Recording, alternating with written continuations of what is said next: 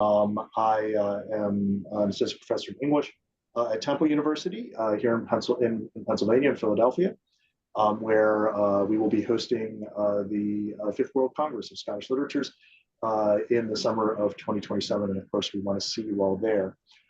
So, I wanted to put this panel together at the invitation of Maria and the rest of the executive committee because, I think one of the things that COVID may have done for us, along with the many things it did to us and the people we love, is to bring to consciousness the importance of getting to places like archives.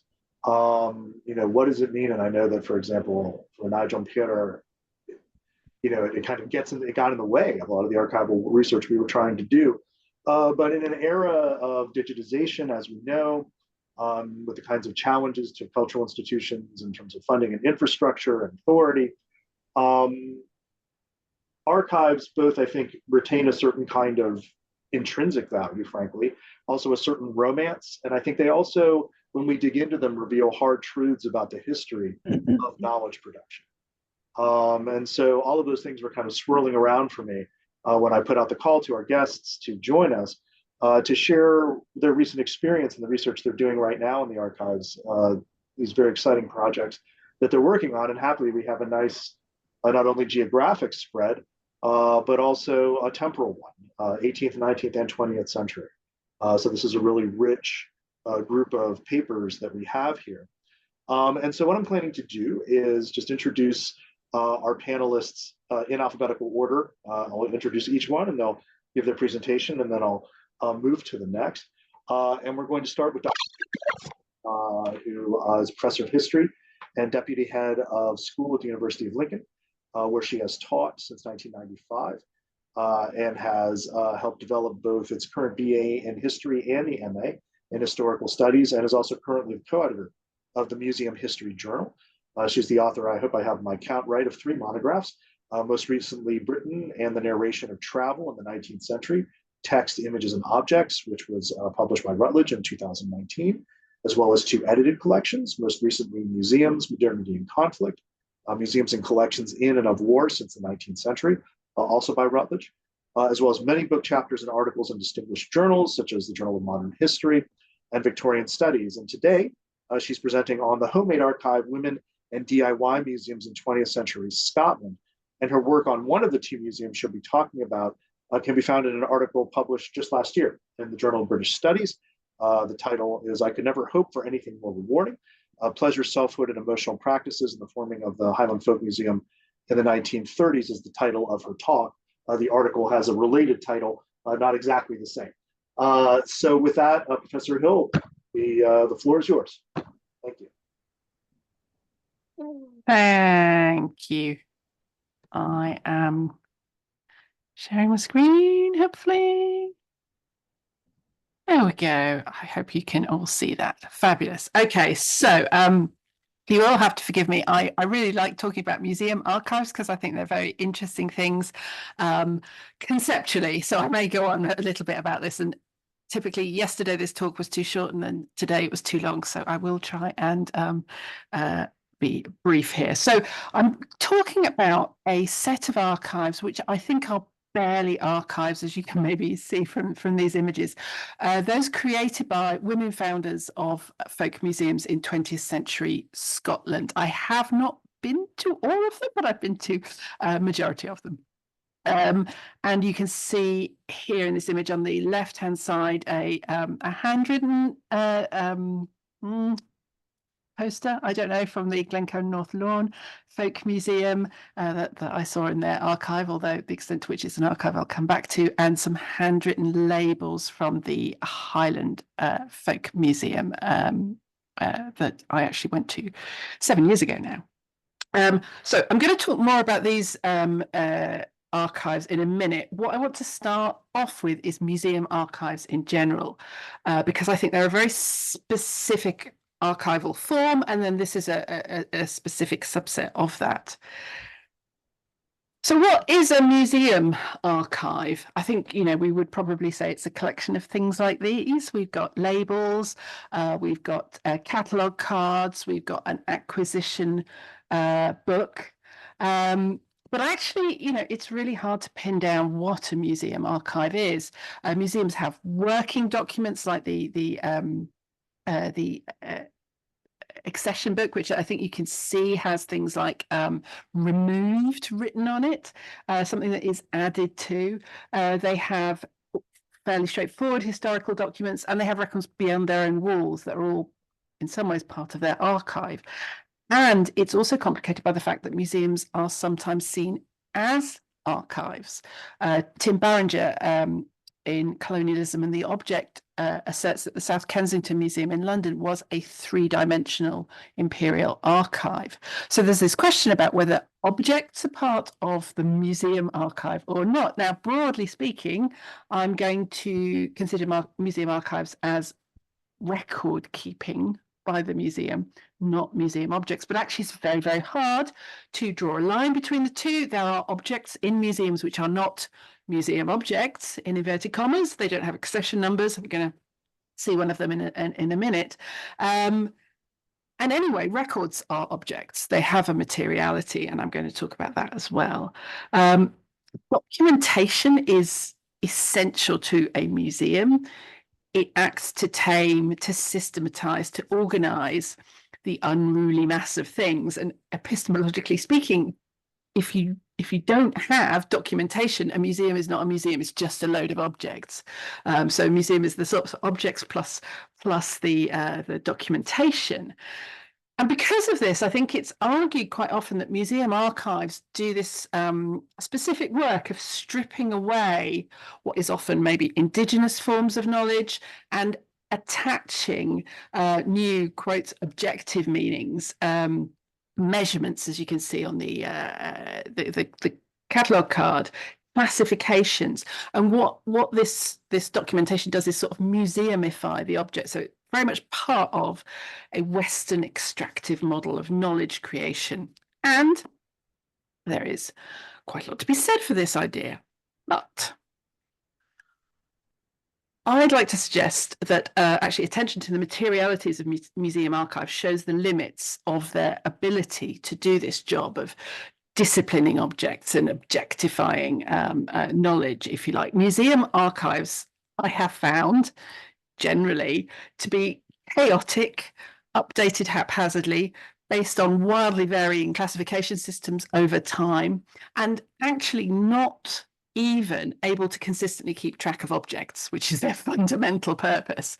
And again, the accession book on the previous slide, that's actually from Leicester Museum, so not Scottish at all, but it does have on a column you can't see lost, can't find this, all sorts of things like that. So, this is not a very good disciplinary system, if that's what it is. And we can see here a lot of this in place. So we've got, random quotes from decorators. We've got a very classic example of the museum object, which is not a museum object here. This one is from a Scottish museum. It's from the West Highland Museum, but it was part of a display, the recreation of a croft kitchen, most of which was kind of quotes, genuine objects.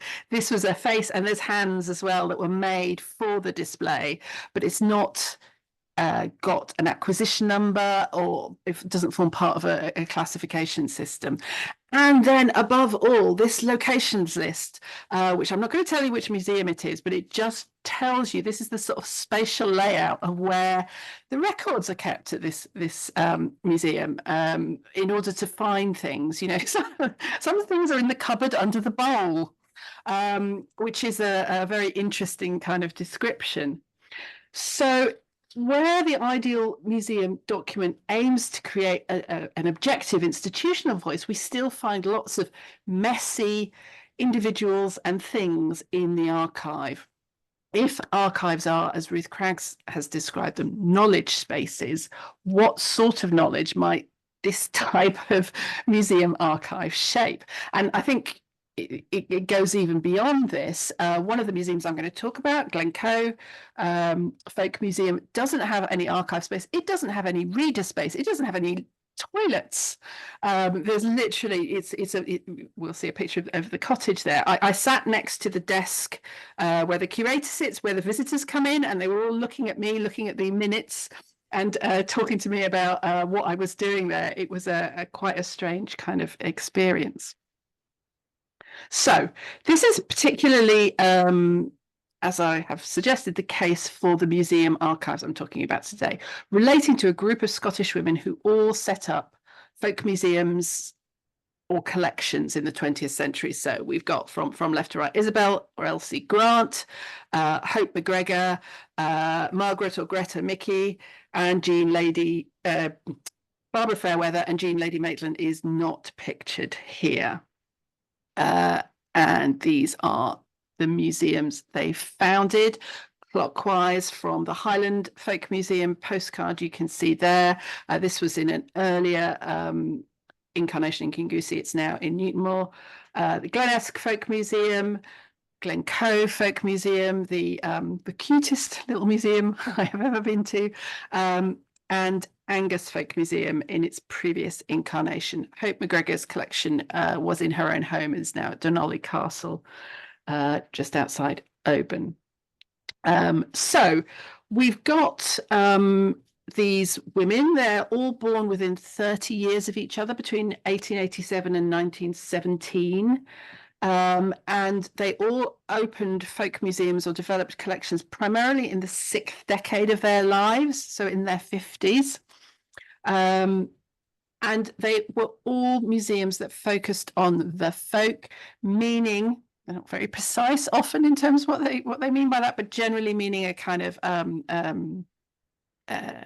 a focus on the everyday and on the local, in contrast to other museum focuses on important quotes, things like that. So the museums are folksy and folk in every sense of the word. They're homemade. They draw on common sense approaches to things like conservation, cataloguing, and display. They did not all know each other, but they all had at least a link with one other person in the group. Indeed, Greta Mickey and Barbara Fairweather were related. Others of them were friends, and there were various relationships between them. They were a mixture of locals, depending on how you define local, and incomers. I don't know about all of them, but at least 3 of them didn't speak, read, or write Gaelic, which is, it's not a criticism. It's just that Isabel Grant, for example, was clearly very defensive about the fact that she didn't speak or write Gaelic. She read a bit, I think. They had no academic or professional training, with the exception of Greta Mickey, who did English and history at St Andrews. But other than that, some of them, particularly the older ones, were home educated with governesses and things like that. And they had no professional expertise. They didn't have jobs, apart from, again, Greta Mickey, who was a teacher. So that most of them didn't need to earn a living. They had independent incomes. But they did quite often do war work of various kinds in the First and Second World Wars. So on the one hand, we've got the sort of lack, if you like, the things they don't have. They don't have the credentials, the training, the qualifications. But we can also look at it as like, what did they want, or what were they aiming for in a more positive kind of way? So they also made a conscious choice to try and create a different kind of museum, communicating a different kind of knowledge. And I think this is where the sort of relationship between what they're trying to do knowledge-wise and the way their archives are becomes quite important. You could almost see it as a counter archive, because the expertise that they want to embed in their archive is a different sort of expertise. It's local and collective. It's explicitly not universal knowledge, which is obviously often the aim, particularly in the 19th century, maybe the aim of museums. It's knowledge that emerged from the community. It's knowledge that used memory and emotion to understand objects, and which understood objects as things used by people in the past.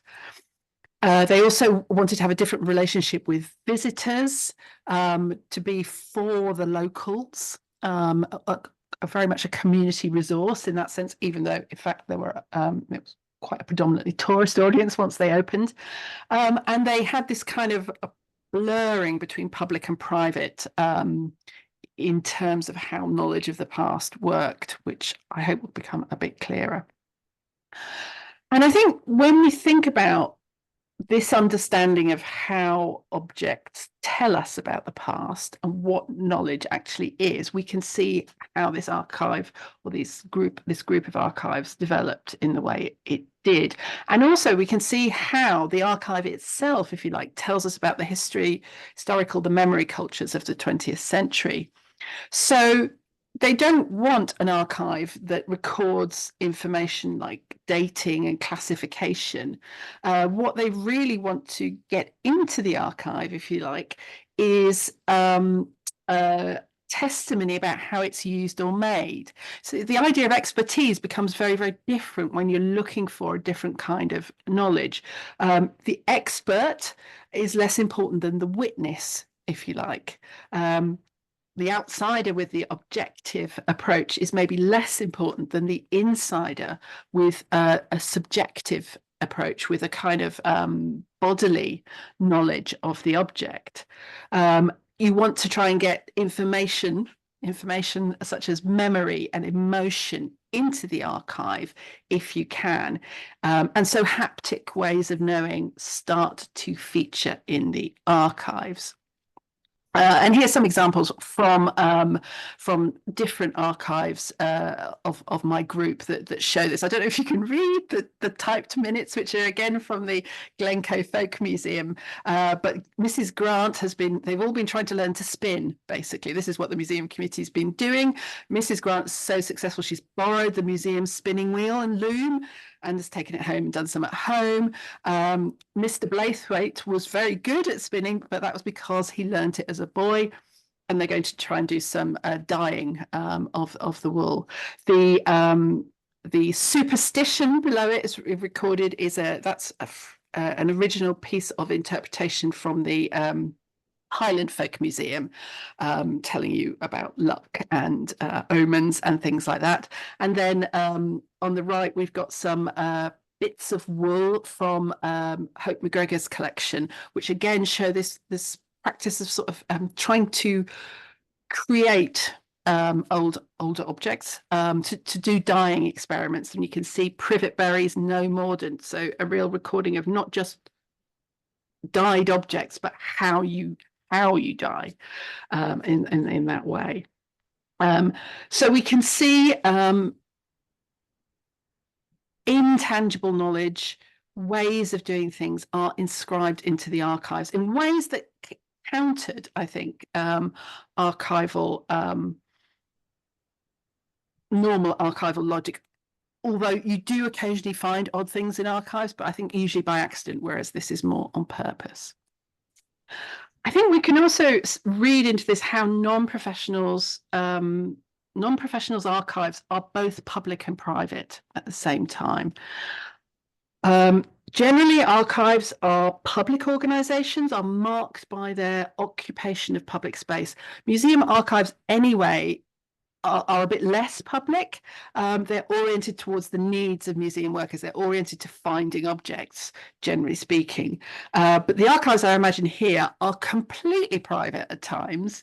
And they don't really distinguish between personal museum objects, as we saw with the borrowing of the spinning wheel to take it home and have a go yourself kind of thing. In fact, the Glencoe Museum entirely went into Barbara Fairweather's home for the winter every year. That's what it did. So she lived amongst the objects, but also the archive every winter. In the case of Isabel Grant, her servants worked in the museum also, particularly her housekeeper was a real mainstay of the museum, which I'm not sure she knew that when she took the job.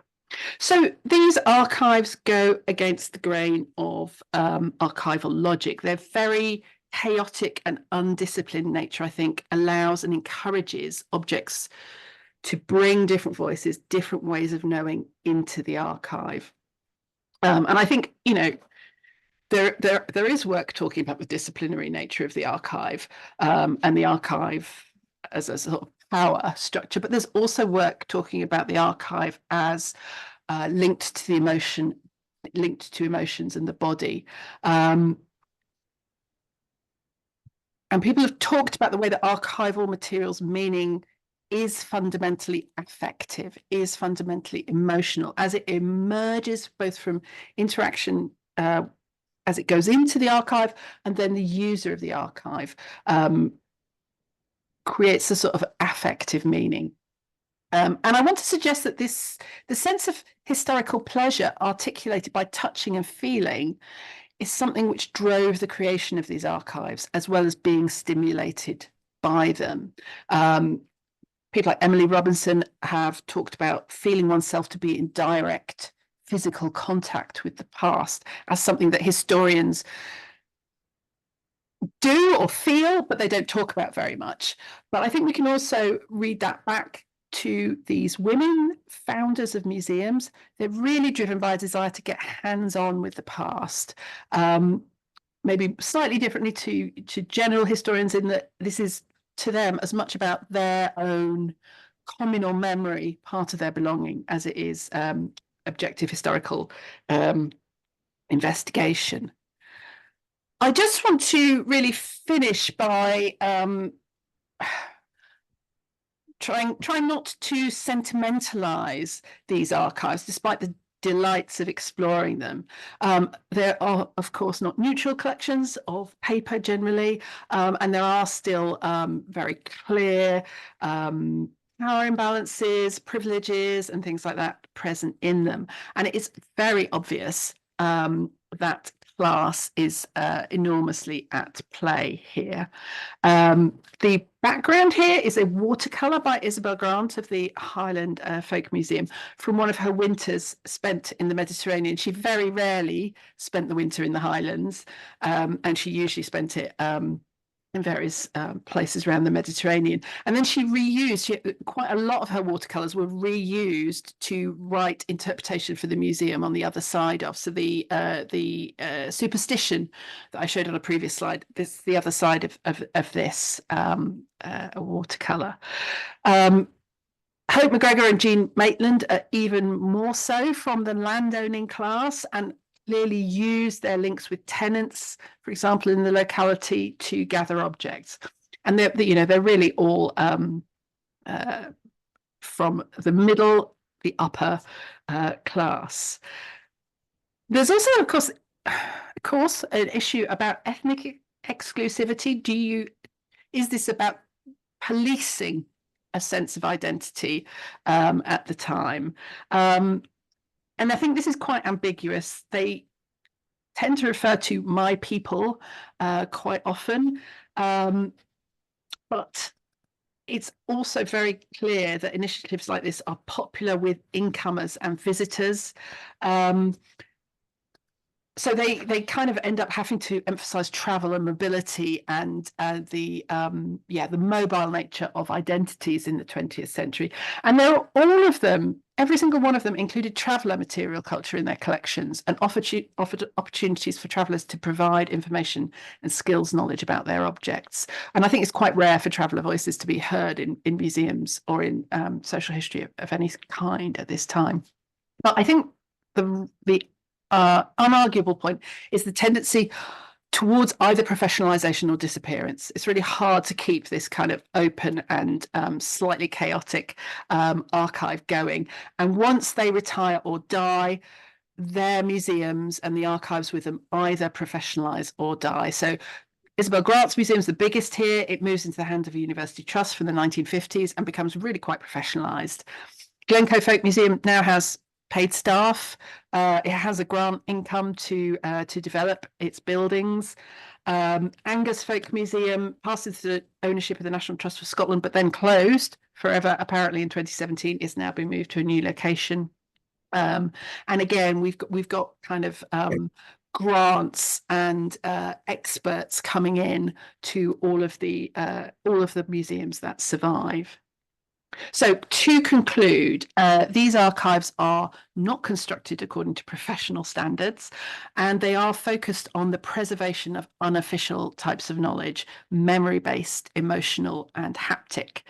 They arise out of a desire to experience the past intimately, physically, and sensorially, and the negotiation of feelings of belonging on the part of generally privileged women who benefited from the mobility cultures of the 20th century as much as they were rooted in age-old cultures of the Highlands of Scotland. And they helped to form 20th century views of Scotland's past. Thank you. Thank you very much, Professor Hill. We're going to wait for everybody to present, and then we'll come back together for, I hope, a discussion. So thank you so much for that. So we'll move on to Dr. Craig Lamont, who's a lecturer in Scottish Studies, based in Scottish literature, but working more widely in the Center for Scottish and Celtic Studies. Excuse me. He's currently the Secretary Treasurer of the John Galt Society and also leads the university's Memory Lab, alongside colleagues from education and psychology and neuroscience. In 2021, Edinburgh University Press published his monograph, The Cultural Memory of George in Glasgow. I can attest to the depth of his knowledge and his ability to convey it from the walking tour of the slave trade in Glasgow he took my students on a few summers ago. He also has published articles in many journals and edited collections, including the Burns Chronicle and Studies in Scottish Literature, and has co-edited a special issue, co-edited a collection on the Scottish insurrection of 1820, published in 2022 by John Donald, and a special issue of the Scottish Literary Review on Allan Ramsay. Now, I had the great pleasure of getting to know Craig working on the recently completed Edinburgh University Press edition of the works of Allan Ramsay. He played multiple, as we'll say here in a little bit, Brianna did as well, invaluable roles in this effort, from co-editing the volume of Ramsay's prose, to coordinating the website, to co-designing and laying out the volumes, not to mention assisting me in just about every aspect of preparing The Gentle Shepherd. And that project, broadly speaking, that is the kind of collected Ramsay, is the topic of his presentation today, Allan Ramsay, an intensely local archive. So Craig, the floor is yours. Thank you, Steve. Very kind introduction. Can you show everyone your t-shirt before I say anything else? There we go. Sponsored propaganda is what we like. Yes, academic. The Allan Ramsay Festival from 2016, which I've managed to preserve over the years after many washings. I even ironed it before the presentation today. So excellent. Well, thanks for representing. So I'll share the screen here and hope that it works as smoothly as it did for Kate. Can you see that there? Okay, so I'll be talking about Ramsay, the idea of a local archive. Obviously, his archive, his textual record isn't entirely local, but I'll be just playing with the idea of Ramsay as a local boy in literature, as an Edinburgh boy who becomes significant for Scotland. And then I'll look at some of the international archives as well, and give you a couple of case studies from the archive which fed the edition. And Steve has made reference to that edition, so I'll talk you through that a wee bit as well, and hopefully we can share some ideas about how archives work generally, how they influence editions, and where problems with access lie. Was very inspired by a lot of what Kate just said there about memory regarding objects in museums and things like that. So it's something I'd like to explore as regards writers in Scotland. So good ideas shared already. So hopefully the slide moves now. Is it going to move? There we go. We've got a wee transition into what you're really looking at, which is a portrait of Ramsay on the right-hand side by his son, Allan Ramsay.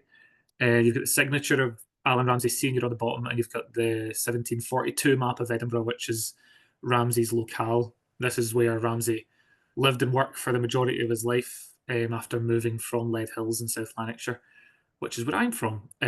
Not from Lead Hills, but South Lanarkshire, so close enough. And in the Castle Hill area there, you can see I don't know if I can actually point to it on this, but there's a little octagonal shaped house that's Ramsay's Lodge. And then you can see the Lawn Market there, and St Giles and the Luckin Booths, that longer strip there next to St Giles. That's where Ramsay had printing shops as well. So very much his historical footprint is on the city, and a lot of his material concerned Edinburgh. So it makes sense to me, at least, that that a lot of his archival afterlife is in Edinburgh as well, and we'll talk about that. But the edition, first of all, is complete. The first volume of it, The Gentle Shepherd, edited excellently by Steve Newman and David McGuinness from Glasgow University. And this was a textual and a musical edition, just like the Tea Table Miscellany, which I'll say more about, which was edited by Muircheartaigh and Brianna, who's here and who you'll hear from. So for the first time, Ramsay's works like this were set forth in terms of their text and their music. So really groundbreaking stuff. Whereas what I achieved with Rona Brown in the prose was a wee bit more traditional in terms of scholarship, but certainly all of these volumes made use of many, many archives, and I'll touch on some of them just now. So as you can see, the volumes were published within 2 years, but as with any editing project, and Bob will speak about this, I'm sure, in any Q&A regarding Galt, but or with any project you're involved in, but the work really that you see at the end of it is only after many, many more years of research and endeavours by a wider team. So I want to talk just very briefly about the textual record to put into context some of this Ramsay stuff. So there are around 600 manuscript items, roughly speaking, that in text. So I'm not including the music here, of which there is much more, and I'm not qualified to speak on. But in terms of verse or prose, there are about 600 manuscript items. There are about 150 editions of Ramsay published in his lifetime, and about 200 after then, until just the beginning of the 20th century. So compared to Burns, for example, it's not a lot, but it's still quite a lot to get through in terms of the archive. And our edition, recently completed, was the first edition of Ramsay since the Scottish Text Society, which ran over the course of 3 decades. So we put ours out in a much shorter space of time. And the Scottish Text Society was a admirable but incomplete edition of Ramsay, so we tried to do a more holistic job.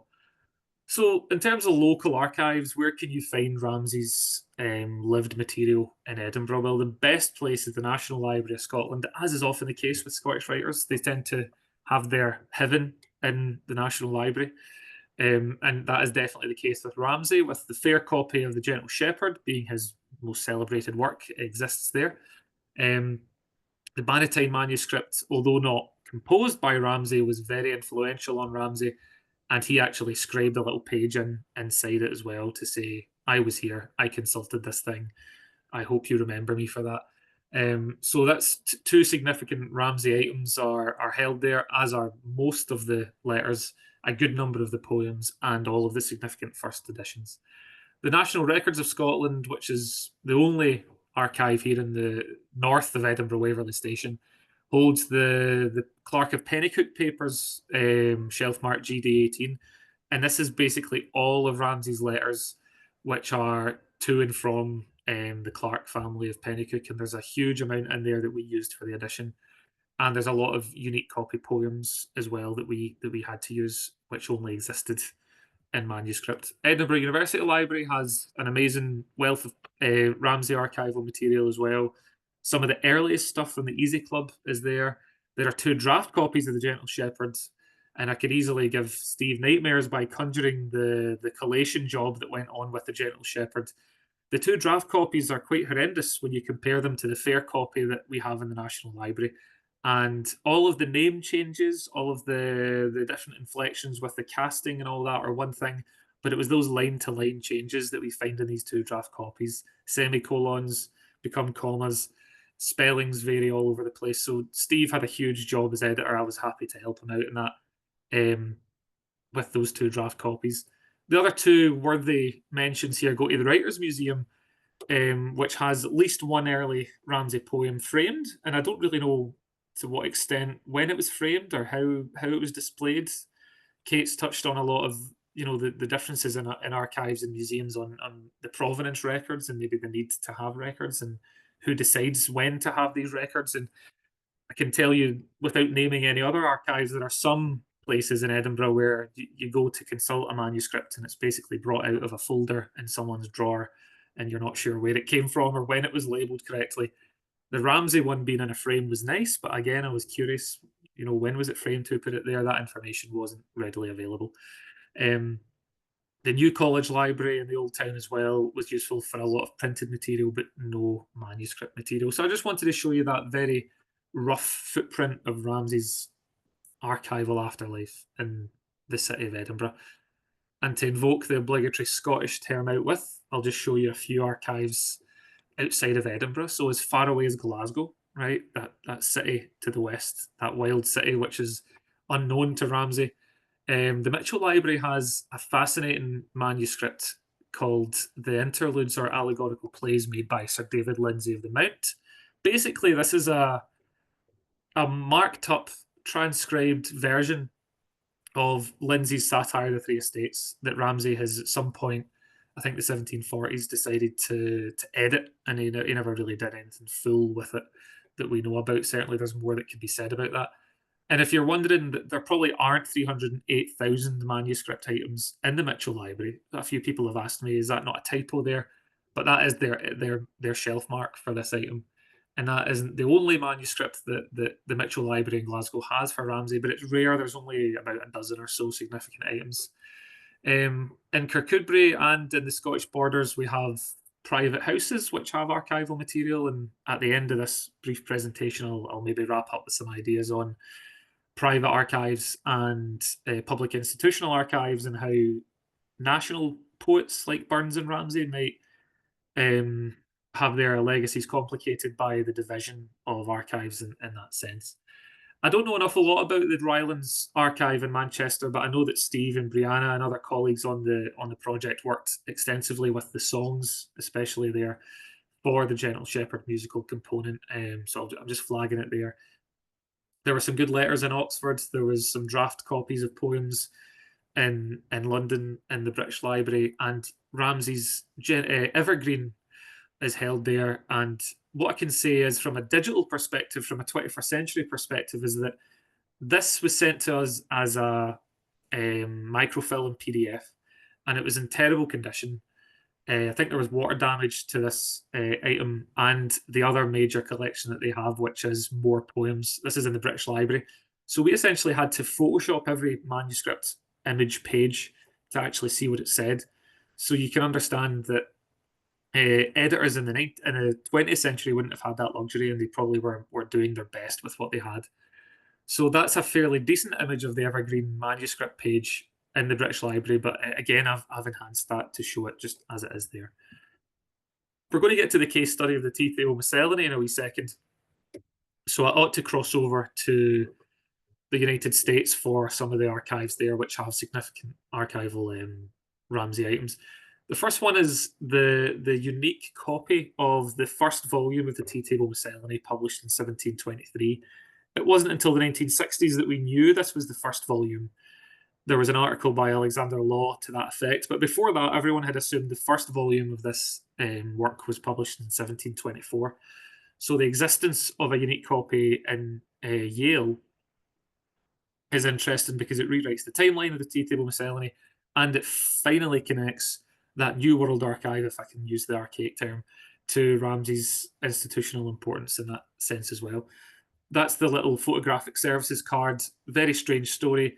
I basically said, can you send me images or photographs of this of this unique copy that you have? And they instead just sent me the actual microfilm, the physical item. And I received this in the post. And I thought, what do I do with this? I don't know how to work this thing. I'm trying to plug it into a USB drive. Nothing happens. So I take it to Glasgow University Library, and they set me up with a machine which basically turns every microfilm still into a PDF, which we then used. Again, 21st century problems, but it's that unusual thing of different technologies pace and changing effect and then speaking to one another. And this, I suppose this is really about archives across the world speaking to one another. University of South Carolina and Harvard also have very good first editions of Ramsay. Some manuscript material, but nothing that was unique to the edition. The Huntington was probably the outlier here because it did have unique copy poems that we needed for the Ramsay edition, and there's an example of that pictured here. Many Ramsay editors in the past had known about this, but it wasn't until I went to the National Library and called up a folder which was basically photocopies of all of the Huntington manuscript copies. So then I thought, right, I better get the real deal And then they very helpfully emailed over digital facsimiles, so I was able to trace the provenance of these actual manuscripts as well. There's an example pictured there, the fox turned preacher, a thought by Ramsay, and it's a typical Ramsay barb. And you can see there the little snake illustration that he has just at the head of that manuscript. This is very common in Ramsay's manuscripts. He's very playful. He likes to doodle. He obviously gets bored by his own genius, we'll call it that. But in the Gentle Shepherd fair copy manuscript, as Steve knows, there's a lot of these very decorative illustrations as well, which help break up the work into sections. I'm going to turn now to the tea table miscellany, and there's a handsome image of the cover, which was of the volume produced by Murray and Brianna, and it's a fabulous work. So I'm not going to talk about the music for the sake of time and lack of expertise, but for the 4 volumes of the tea table miscellany which existed in the 18th century, here they are here. So the 1723 is at Yale, as I've said. And then we had the issue of tea table miscellany 2 and 3 being at the National Library of Scotland, but only in microfilm. So we were beginning to panic because we thought we can't surely have just every first edition of our very seminal tea table miscellany being based on microfilm. That wouldn't be very scholarly or very rigorous. So, of course, all the text was there. You could read it fine, but we wanted to know where these volumes were, and we couldn't for a long time. And the 4th volume of the tea table miscellany is based at the Huntington. And this is a microfilm image which I worked from to build the text, but the genuine copy is there, and we did receive the photographs of the physical item as well. So we at least have 2 volumes of this 4-volume set, which we know the provenance a wee bit. But those 2 middle volumes were giving us some trouble. And then thankfully the National Library's rare books archivist Robert Bettridge helped us a little bit, because he looked at this book plate and he looked at that scroll, that old shelf mark there that you can see, M75 or 6, who knows what they've written there. They've obviously changed their mind. So this completely stumped us. We didn't know what to do with it. We were almost set to be content with the microfilm. And then he said, oh, you just very offhand, as archivists do, oh, you know, this might be Mellerstein House. And I said, right, I've never heard of that. What do I do now, you know? So I looked up Mellerstein House, and then COVID happened, and then, you know, there was nothing to be done. And then when lockdown measures in the UK started to ease off, I was just sending emails to Mellerstein House every few months. Can I come and look at your stuff? There might be a book there that we need. There was no response forthcoming. They were very busy. They were understaffed. They had one archivist for a huge collection. And then eventually, with some private collectors' intervention, we did get access to Mellerstein House. And here is the fabulous Mellerstein House in Gordon, which I don't know if any of you are familiar with, but it's a wonderful place. So I got to drive there one day, and thanks to the private collector, who I won't name at the moment, although you could probably guess who it is, an Edinburgh collector, I went into the library with the archivist, and it's a beautiful William Adam library, extended and completed by Robert Adam. And it's just a fascinating place to be, and to, you know, it felt really like the Ramsay project. It was kind of coming to a culmination here, because the archives had been so Edinburgh based, so digitally centric if they weren't in Edinburgh. So it was nice to be in an 18th century library and look at some genuine things. So by the time I arrived there, they had started to take off these guards, these grates that you see over the library shelves, because apparently back in the day, people giving tours would notice that the tourists were being a little bit hands-on with the books. So there were some protective measures put in place. So within an hour, the volumes had been discovered.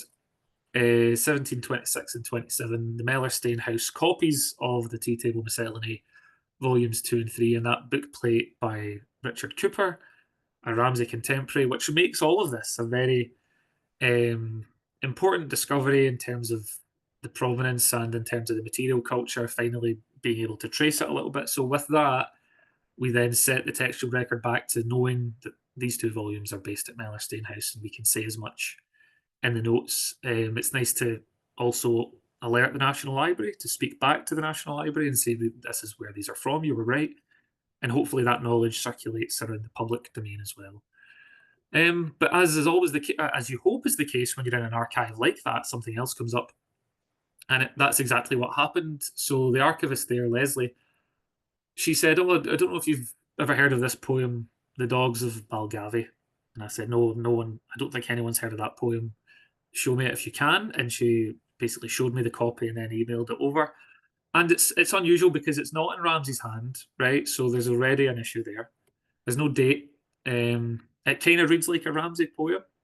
There's Jacobite themes. He can write in doggerel, so there isn't a big question mark over the authenticity.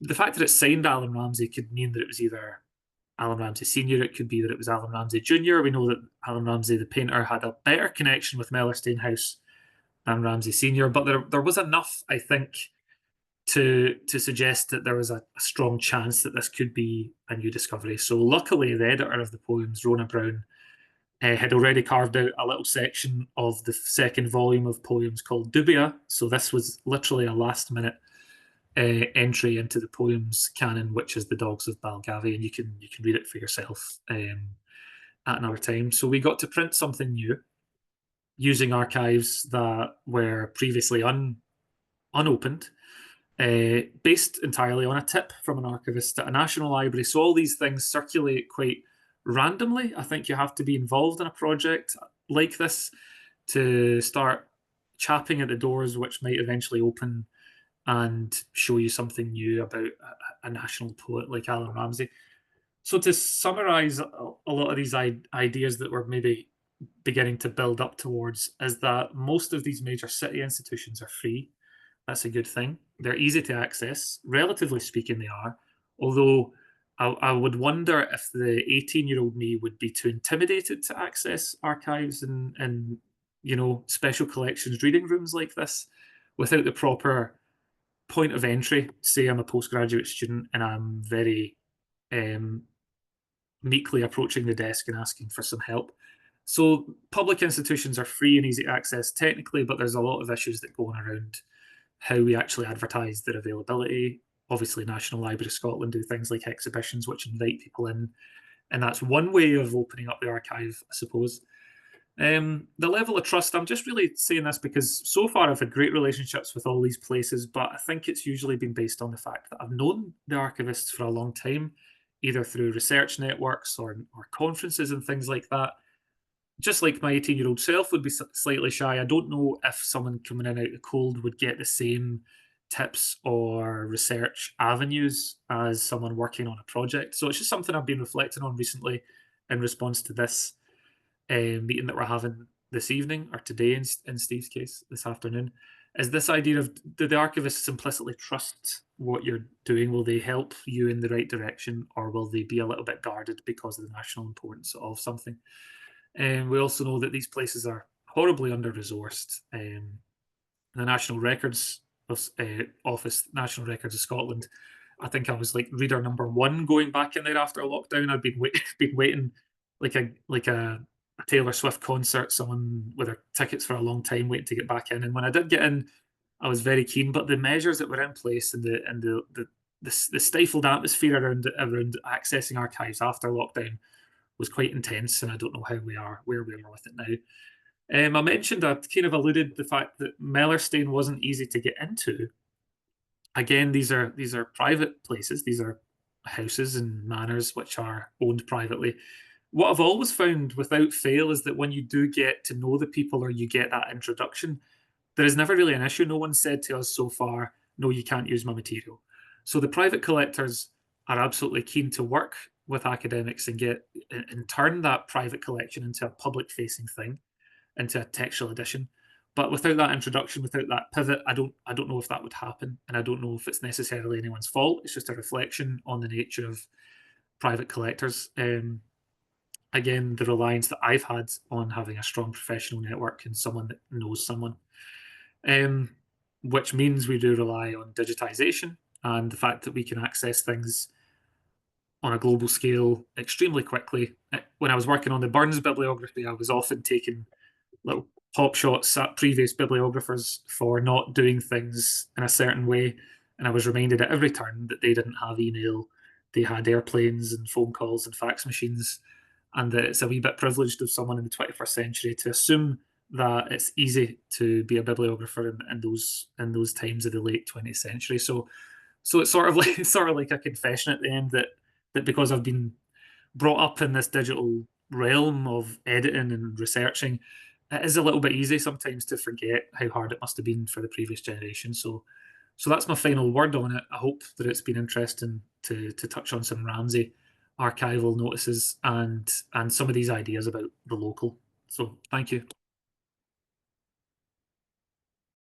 Thank you very much, Craig. Wonderful. So again, we will bring this all into we'll throw this all into the pot, and we'll talk about it collectively at the end.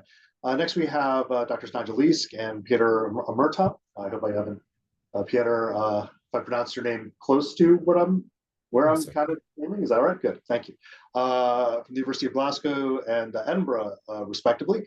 I think in one of the announcements that went out, I think, Peadar, we put you at Glasgow, but that's not where you're at, right?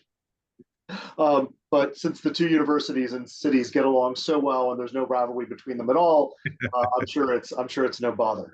But my apologies if that was the case. So just brief introductions of both of you. So Professor Leask is probably known to you, certainly as is Professor Muircheartaigh, who's the Regis Chair of English Language and Literature and a Fellow of the Royal Society of Edinburgh and the British Academy.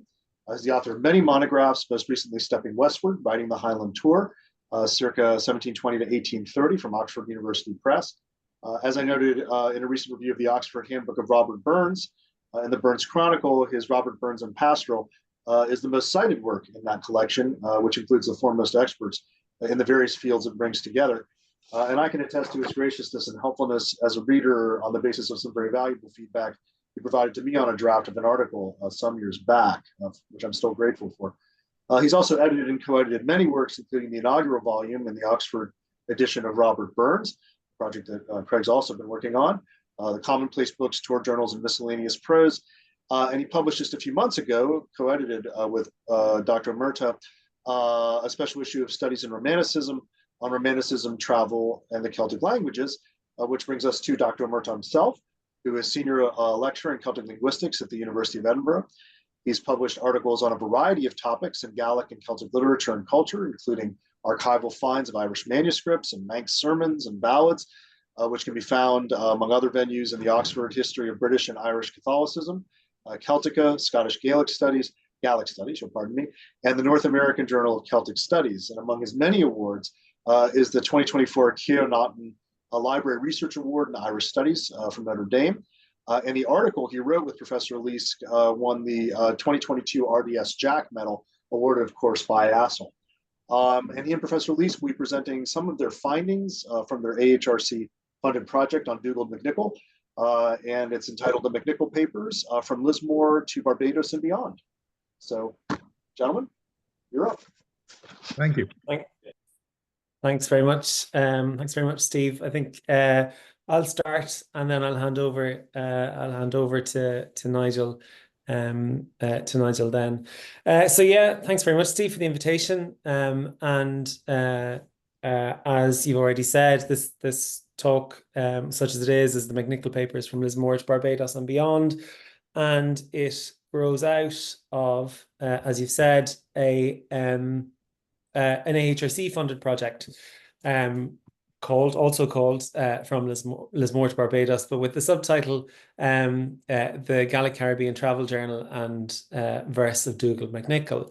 And the project sets out to edit and translate Gaelic travel journal and verse of a Scot in the Caribbean, and that Scot is Dougal MacNicol, whose dates you can see there on the screen, 1791 until 1844 is dates, with myself as PI and Nigel as co-I, and you can see the link to the project blog there on the screen as well, if anyone wants to follow up on that. This is, as you alluded to at the very start, started life, if you like, as a COVID project.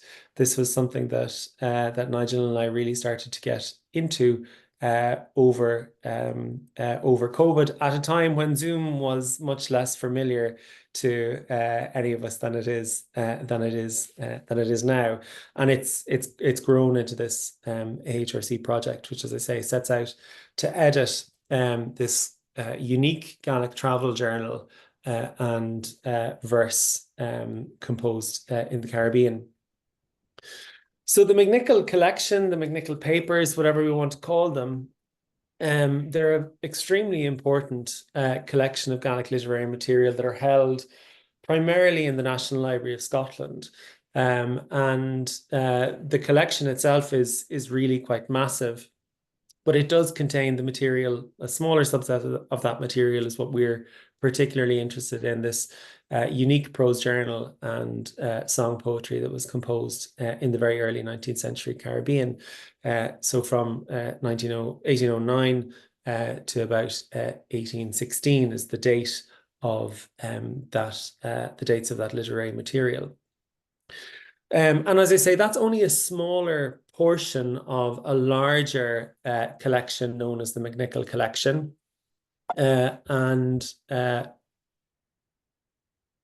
So I'm going to say a little bit about the archive itself, about the MacNicol collection more broadly. It's extremely interesting for a number of reasons. It's a multi-generational, transnational family archive in many ways.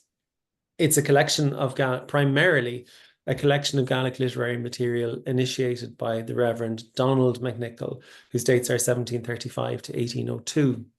And of course, Donald MacNicol is most famous or best known to most people for his spirited response to Dr. Johnson's tour, published as remarks on Dr. Samuel Johnson's journey to the Hebrides. Donald MacNicol was an immensely important collector of Gaelic literary material from the middle of the 18th century onwards.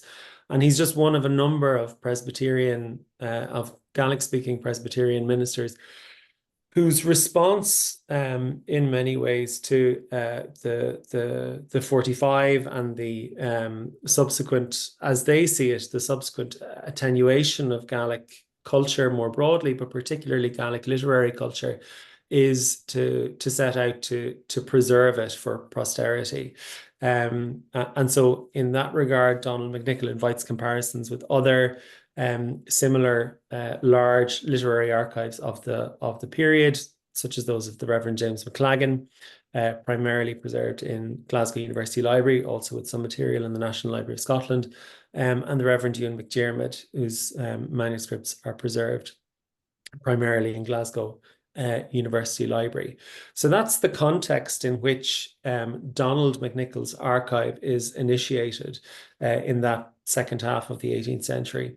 So our Dugald MacNicol material, if you like, is therefore, it's quite a small part of a larger archive, but one that's particularly important for a variety of reasons. So here you can see the entry on the online catalogue from the National Library of Scotland, where it's described as comprising Gaelic songs and other papers collected by the Reverend Donald MacNicol, Minister of Lismore, and his son Dugald MacNicol, with some added papers and listings of later owners and users of the collections, and the manuscripts are numbered there. So the collection, as well as containing a small number of family letters, a small number of genealogical documents, contains a really large and extensive collection of Gaelic early modern Gaelic literature collected by Donald MacNicol, added to by Dugald MacNicol, who himself was also a collector as well as a composer.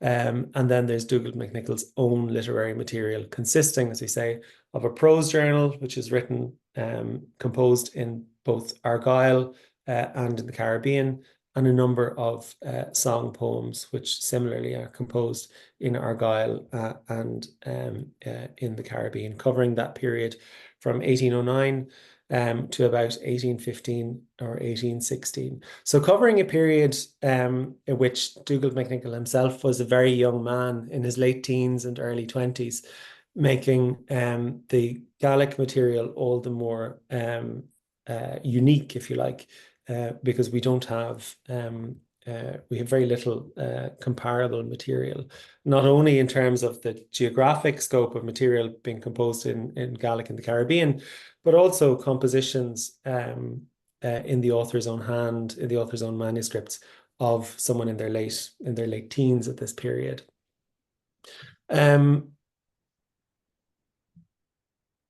The archive is remarkable for, as I say, it's remarkable for a number of reasons, but in archival terms, if you like, it's remarkable for its mobility. And it is, I think that's important to note, in that it tells us something about the compilers of the archive. It tells us something about the degree to which Scots and Scottish Gaels in particular traversed the globe in the 19th, throughout much of the 19th century. That the archive, such as it is, came to the National Library of Scotland in the middle of the 20th century. But before that, material from the archive had been in the West Indies, it had been in the East Indies, and it had been in Australia. This is noted by John Francis Campbell in Muircheartaigh, large collection of Fenian material published at the end of the 19th century, where he says Dugald MacNicol of the First Royals, that is to say our Dugald, a son of the collector, had the papers in the West Indies.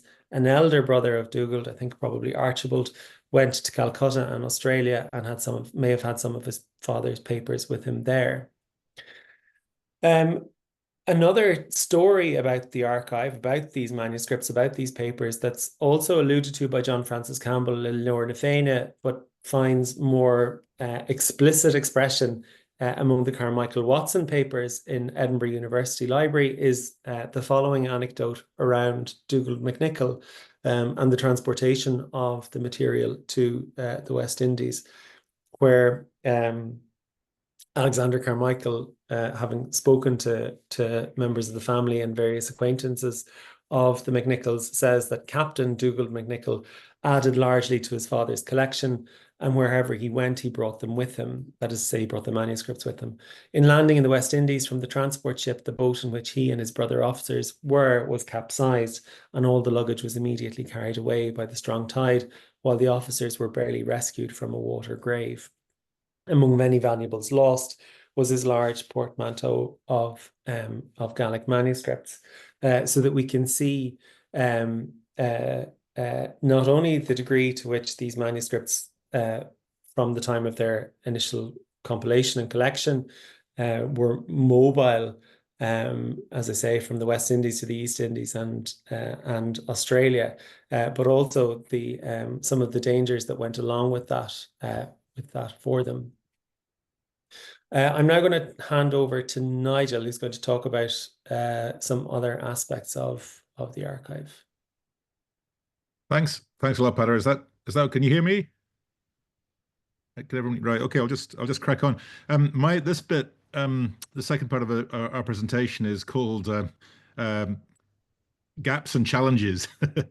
So, and I'm not going to say. I could say one of the gaps, one of the challenges was actually establishing finding the archives to establish the facts of Dugald MacNicol's military career, because he was a career soldier. And you'll see from Peadar quoted from John Francis Campbell, it was assumed by everybody that basically that Dugald served his whole military career in the First Royals. And indeed, when we looked at the army lists for the early 1840s, they showed him to have been commissioned as an ensign into the First Royals back in 1809.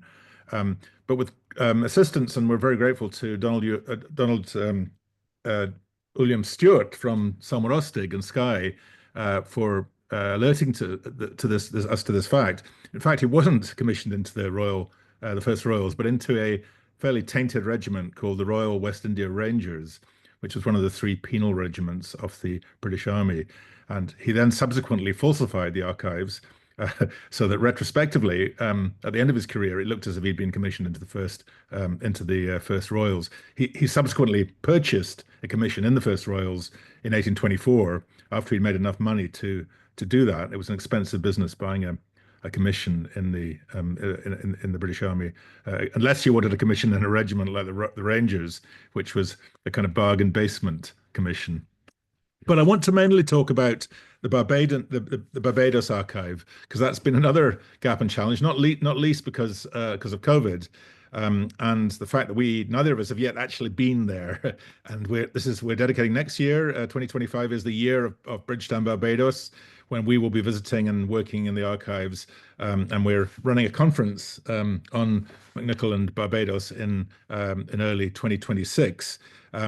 So that's been a big challenge, and the other challenge is that Dougal MacNicol's Gaelic journal and song poems don't tell us very much about his life in Barbados after 1813.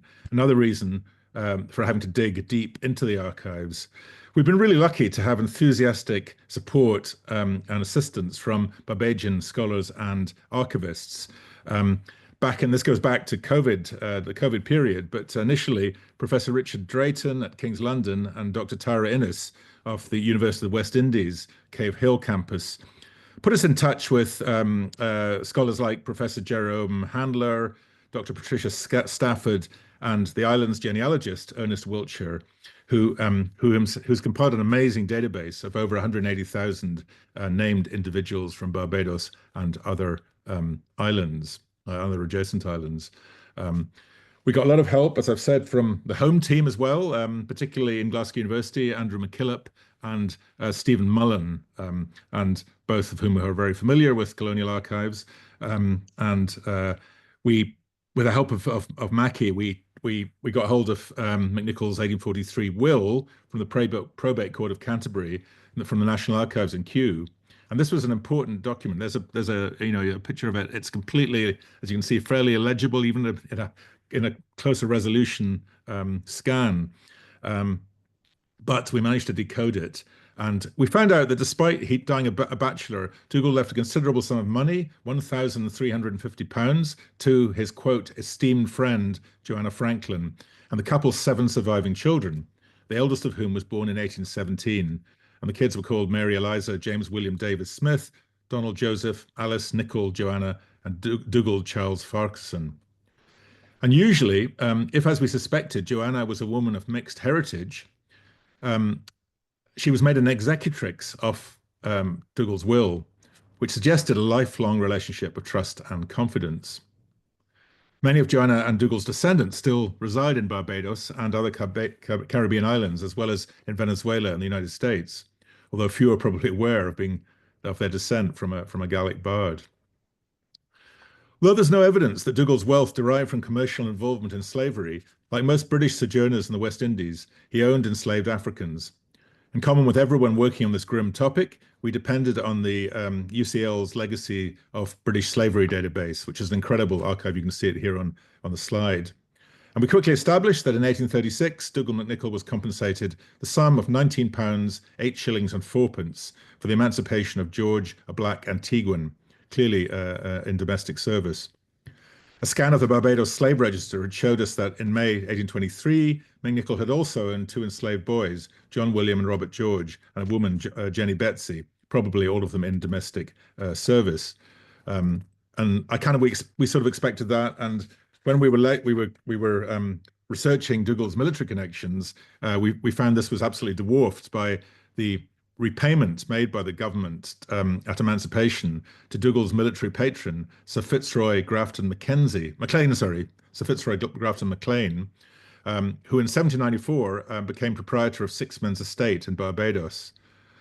At emancipation in 1836, he received the whopping sum of £3,676 for 185 enslaved people at Sixman's estate. When he became 24th Chief of Maclean and 8th Baronet of Morven and Jewett in 1818, Maclean toyed with the idea of purchasing Jewett Castle on Mull, the long alienated seat of Clan Maclean, but he preferred to spend his ill-gotten gains leading an affluent life in the metropolis. During 2021 lockdown, Dr. Pat Stafford conducted research for us in the Barbados Department of Archives, sending us scans of Dougal and Joanna's children's birth certificates from St. Michael's Church, Bridgetown. As we'd suspected, Joanna was described here as, quote, a free mulatto, and the children were baptized under her surname of Franklin, although we found out they later changed their surname to MacNicol. Interestingly, St. Michael's is an Anglican church, true to Barbados's designation as Little England. There was no Church of Scotland in the colonial island. It turned out that Dougal's youngest son was born in St. Lucia in 1833, and another one at sea, perhaps traveling between the two islands, reflecting his military mobility. Despite the fact that there are today about 170 Franklins living in listed in the Barbados phone book, Pat uncovered valuable information about Joanna and her children and grandchildren, illuminating the complex world of free-coloured women in colonial Barbados. And I use the term free-coloured women in the historical sense. Pat also discovered that Joanna Franklin was born in 1796. She lived in the parish of St. Michael, Bridgetown, that her mother was a manumitted enslaved African named Mary Gold Franklin, who died in 1821. Pat suspected that Joanna might have started life as a sex worker in Bridgetown, servicing the military garrison in which MacNicol was stationed, like many other free-coloured women of this period, but we've got no evidence. On the other hand, like Mary Ostrahan or Dole Thompson, the Guyanese free-coloured women discussed in David Alston's book, Slaves and Highlanders, Joanna might have worked in the hospitality sector in the hotels, taverns, or assembly rooms of colonial Bridgetown.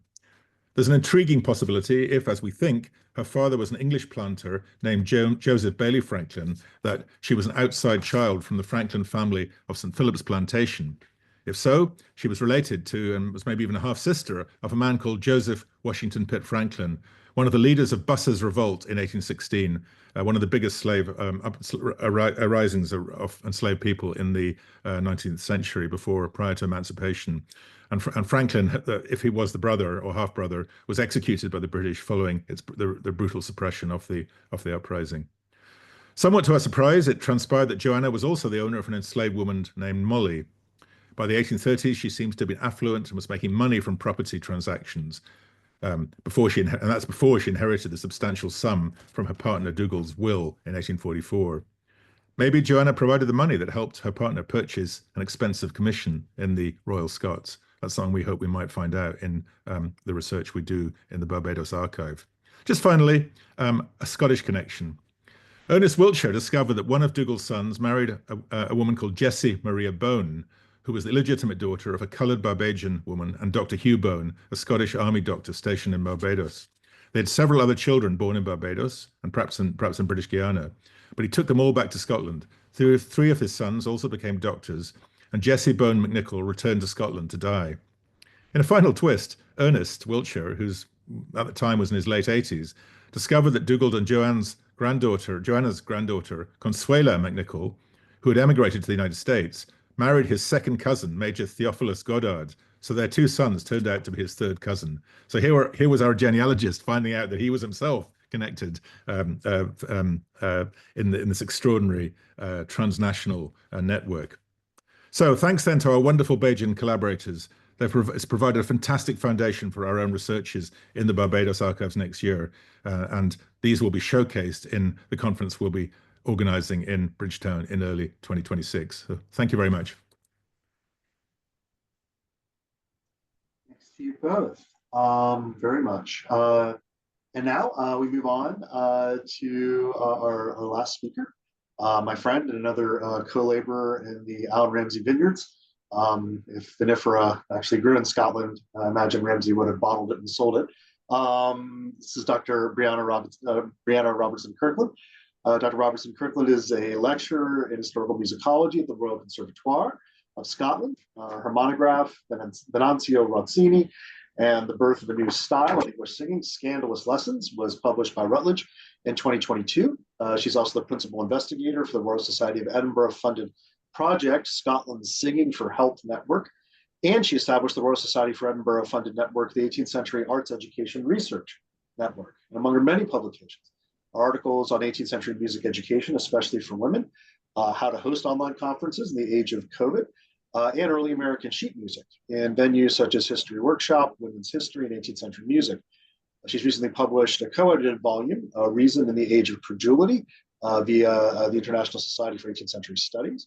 And she's a leader in many professional organizations, serving as the honorary secretary for the Society of Theatre Research, and the board of the British Society of 18th Century Studies, and is the music editor of B-Sex Critics. And as with Craig, I had the good fortune to become her friend through our work on the Allan Ramsay project, where she played an irreplaceable role in co-editing the Tea Table Miscellany, as well as serving as a research associate on the other volumes, including her work helping David McGuinness on The Gentle Shepherd.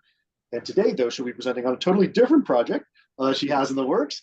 And the title of her presentation is No Man is an Island, Archival Finds and the Corri Family in Edinburgh. So Brianna, please. Thank you so much, Steve, for that wonderful introduction. Let me just get the slides up for you all. Okay. So this presentation really picks up on Craig's final point, which is how research done in the past can affect research that is being currently done. And this is an example of how not having access to archival material then led to quite a lot of assumptions about the Corri family, and how that has now impacted research that is happening today, and what I am doing to try and correct all of that. So I'll just hide all of these panels so that you can see my slides a bit better. So Italian musician Domenico Corri is hailed by musicologists and historians as a leading musical figure in 18th century Edinburgh. Entries for him appear in the earliest dictionaries of musicians, including John Sainsbury's 1825 A Dictionary of Musicians, Francois Joseph Fétis's 1837 Biographie universelle des musiciens et bibliographie générale de la musique, and George Grove's 1879 A Dictionary of Music and Musicians, a source that was published and revised several times throughout the 20th century before it moved to an online format where it continues to be a key secondary source for musicologists. In each one of these biographical dictionaries, multiple second-generation Corri family members are listed, including Domenico's niece, the acclaimed opera singer Frances Paltoni Corri. However, it is Domenico's entry that is the longest. This is in part due to Domenico penning his own autobiography, which was published at the front of his 1810 treatise, The Singer's Preceptor. But also, by 1825, he was living in London, where he was in touch with several influential members of the musical community, as well as John Sainsbury himself, who actually asked him if he could pen a biography for him to be included in the entry.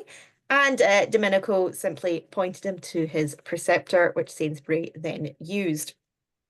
Unfortunately, other members of the original Corri family who travelled to Edinburgh with Domenico in 1771, namely his first wife Francesca and his brother John, never received an entry in Sainsbury or in Grove's dictionaries, perhaps because they had already passed on, with Francesca passing in 1802 and his brother John passing in 1798.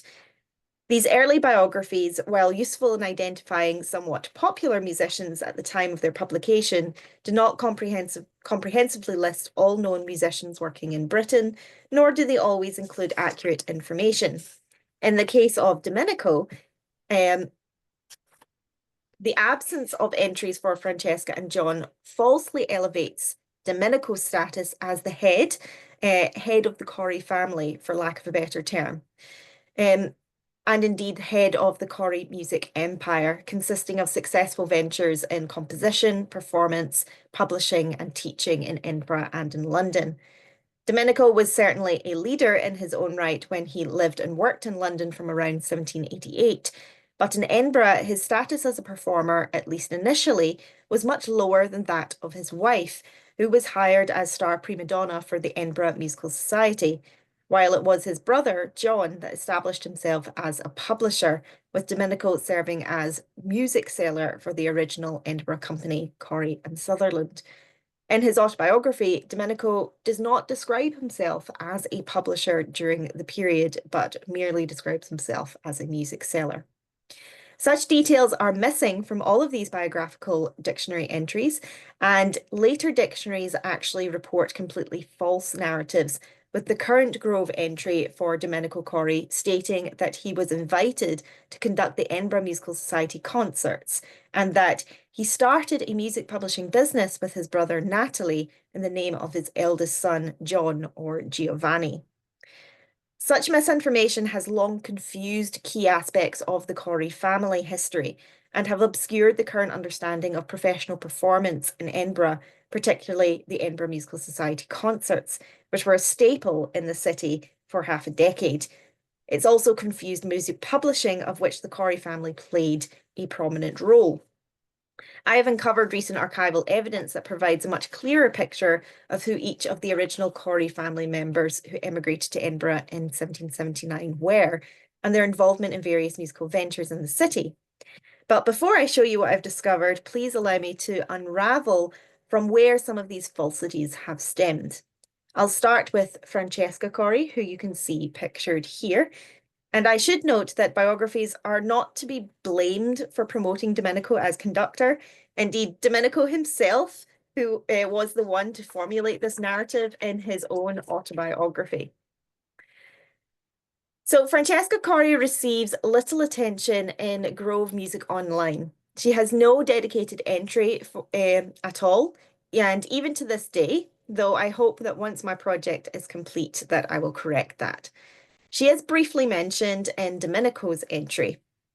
Such a mentioning first appeared in the 1980 edition of Grove, where the reviser stated that Domenico had married his student Signorina Baccelli before they came to Edinburgh in 1771. Domenico claimed in his autobiography that the, quote, Musical Society of Edinburgh, wanting a singer and conductor for their concerts, wrote to l'Abbé Grant at Rome, desiring him, if possible, to obtain for them either of the two persons mentioned by Dr. Burney, close quote. In 1771, Charles Burney, who was a music historian and well-known tourist at the time, he wrote about his tour of France and Italy when he went on the Grand Tour and all the music they experienced there. He had just published these popular travel diaries, and he praised Domenico and Francesca for their musical abilities there.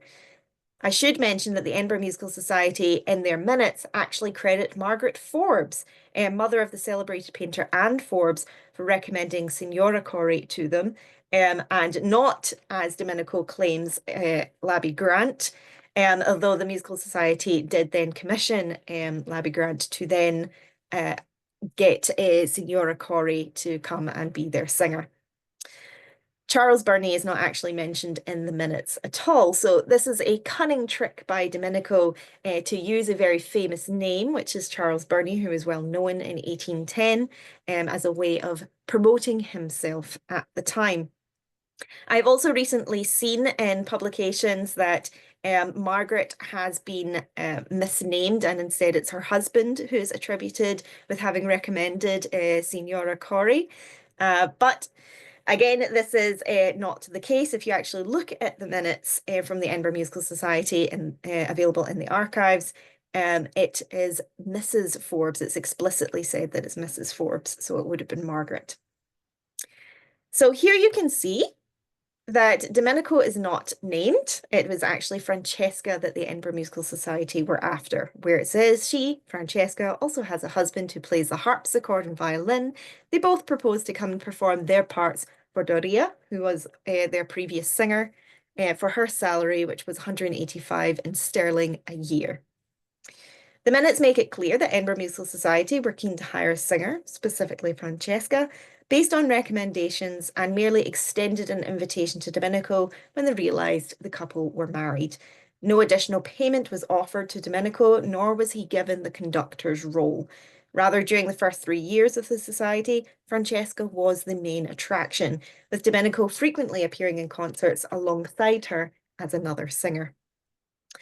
Sonia Tonali Baxter outrightly stated that it was Francesca and not Domenico who received the invitation in her 1999 thesis, and yet such a detail has not been accepted into the wider historical narrative, with Domenico's word, as it appeared in his autobiography, prioritised over evidence from the archives.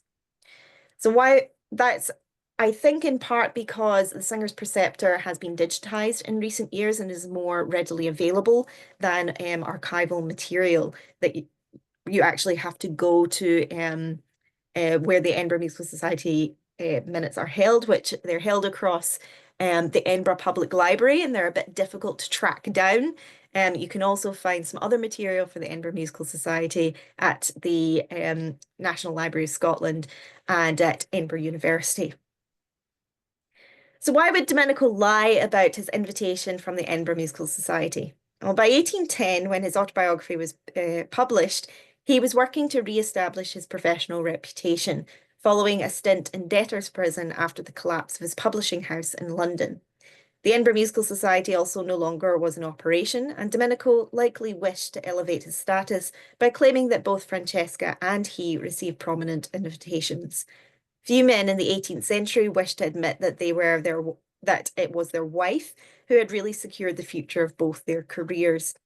As time wore on and more biographical entries were printed, Domenico's supposed conductor's role was the only detail mentioned, with Francesca's name and position completely removed.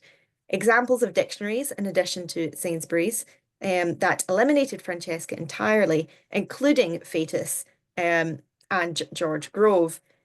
Charles Welch, in his Dictionary of National Biography, also eliminates Francesca.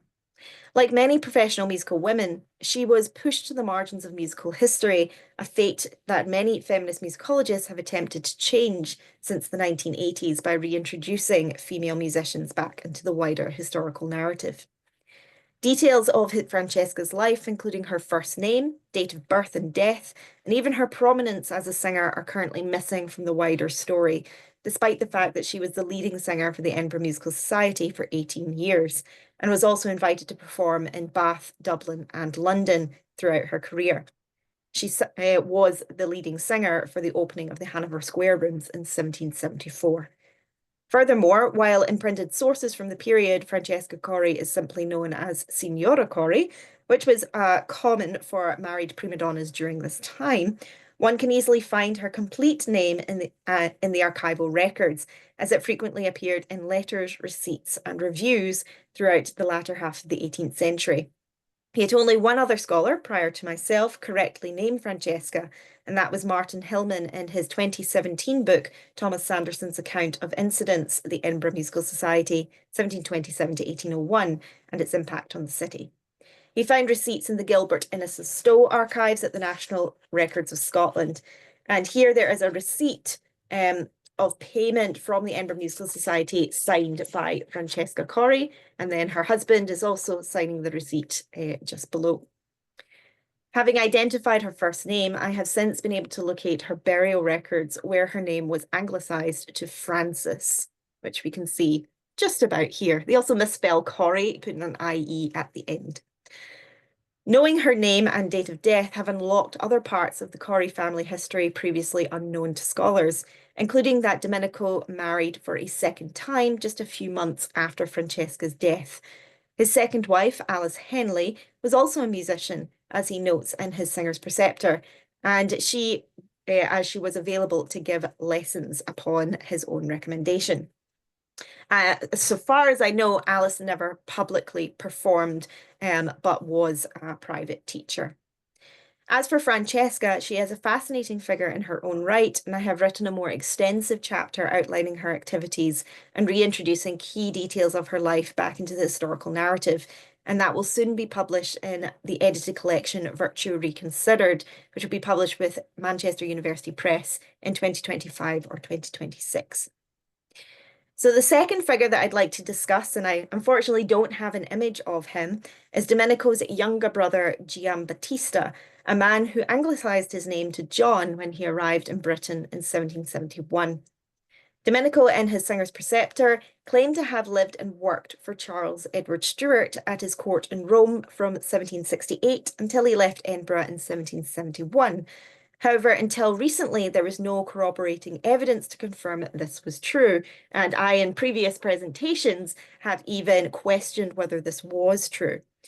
I am grateful to Stefano Boccolo and Callum Cunningham, who were able to trace records of the Corri family in Rome in the Archivo Storico Vicariato di Roma. These records confirm that Domenico did indeed live at the Palazzo del Re, the home of Charles Edward Stuart in Rome, alongside his immediate family, including his mother, father, 6 siblings, and eventually also his wife, who moved into the palazzo following their marriage in late 1770 or early 1771. Bacolo and Cunningham provide details of what they identified in their recent published article, Prince Charles Edward Stuart and Music, A Lifelong Love. Giambattista was the second son of Antonio Corri after Domenico and was 15 years old in 1771. Giambattista and Domenico are listed in the residence register until 1772, when both disappear from this archival record. Domenico's whereabouts are accounted for in that he and Francesca arrived in Scotland in August 1771. But what about Giambattista? He is listed in Edinburgh's Register of Aliens, where he is recorded as John Corri, a music master who arrived in Edinburgh in 1771. Unfortunately, the register was not established at the time John supposedly arrived in the country, but rather was formed after the declaration of war between Britain and France in 1793. Every foreigner was required to stand before a magistrate and declare their origins, occupation, length of time in the country, and intended duration of their stay in Edinburgh. Given the seriousness of this record, there was no reason for Giambattista, or John as he came to be known, to lie about his date of entry into the country. The Edinburgh Musical Society had provided travel expenses for Domenico and Francesca to travel to Scotland, but they did not provide additional expenses for another person. So who paid for John to come to Scotland, and why would he travel with his elder brother?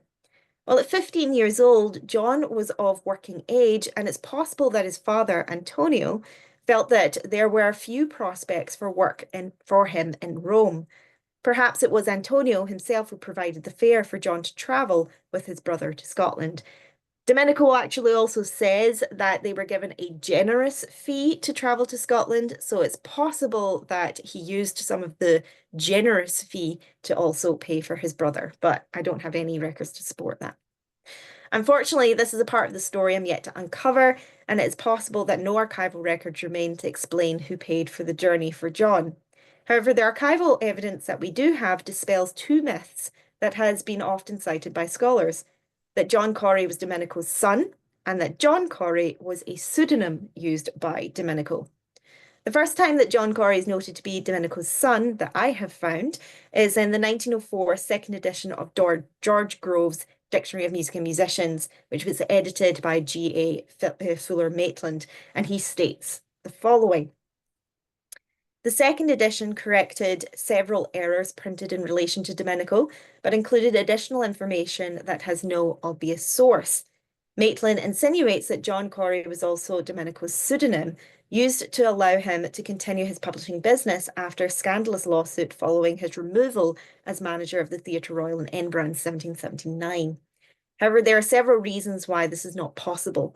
Firstly, Domenico Corri's first treatise, a collection of the most admired songs, duets, etc., where John Corri is listed as the publisher, was not published until 1782, and not, as was falsely reported by Maitland, in 1779. And I have evidence of this, as you can see. This is confirmed by the newspaper advertisement published in 1782. And Richard Maunder, in his 1993 edition of a select collection, also highlights that the 1779 date given by Grove and Fuller Maitland must be incorrect, noting the following. The version of The Gentle Shepherd that Maunder mentions here was the 1781 Thomas Linley production, first performed in London, which revised Allan Ramsay's original song settings. The inclusion of these songs plus the newspaper advertisement, and there's also a Buccleuch receipt for the volume, definitively show that a select collection was published in 1782. As such, it was 3 years after Domenico's scandal when he had already been back performing before the public in Edinburgh. Thus, he had no need to disguise himself when entering a new business venture by using a pseudonym. To further disprove this theory that John was a pseudonym, Charles Eliot was listed as the seller of the first treatise, and he kept detailed records for whom he had dealings. From his business records, John and Domenico Corri are both listed in the accounts for this venture. So it seems that Charles Elliott was kind of key in producing a select collection for that coming into being. If the two were the same person, it's unlikely John would be mentioned in the accounts. John Corri is also listed as a separate person in Williamson's directory for the city of Edinburgh and Canongate. And finally, after this first publication, the publishing house Corri and Sutherland was established, allowing the Corris to produce fashionable sheet music, including several compositions by Domenico himself. This company remained until 1790, following James Sutherland's death, where it was then dissolved, as stated in a listings that appeared in the Caledonian Mercury in May 1790. And here, John Corri signs off the notice as surviving partner of the company, and there is no mention of Domenico. As such, it would seem that it was John who was the publisher in the family and not, at least initially, Domenico. This key detail changes the current understanding of the Corri family and the Edinburgh music publishing scene during the period, as every scholar I have read to date states that it was Domenico who was the publisher and that he was partnered with James Sutherland. While Domenico likely had a role at the company, it was not as head of the company, or at least not as sole head of the company.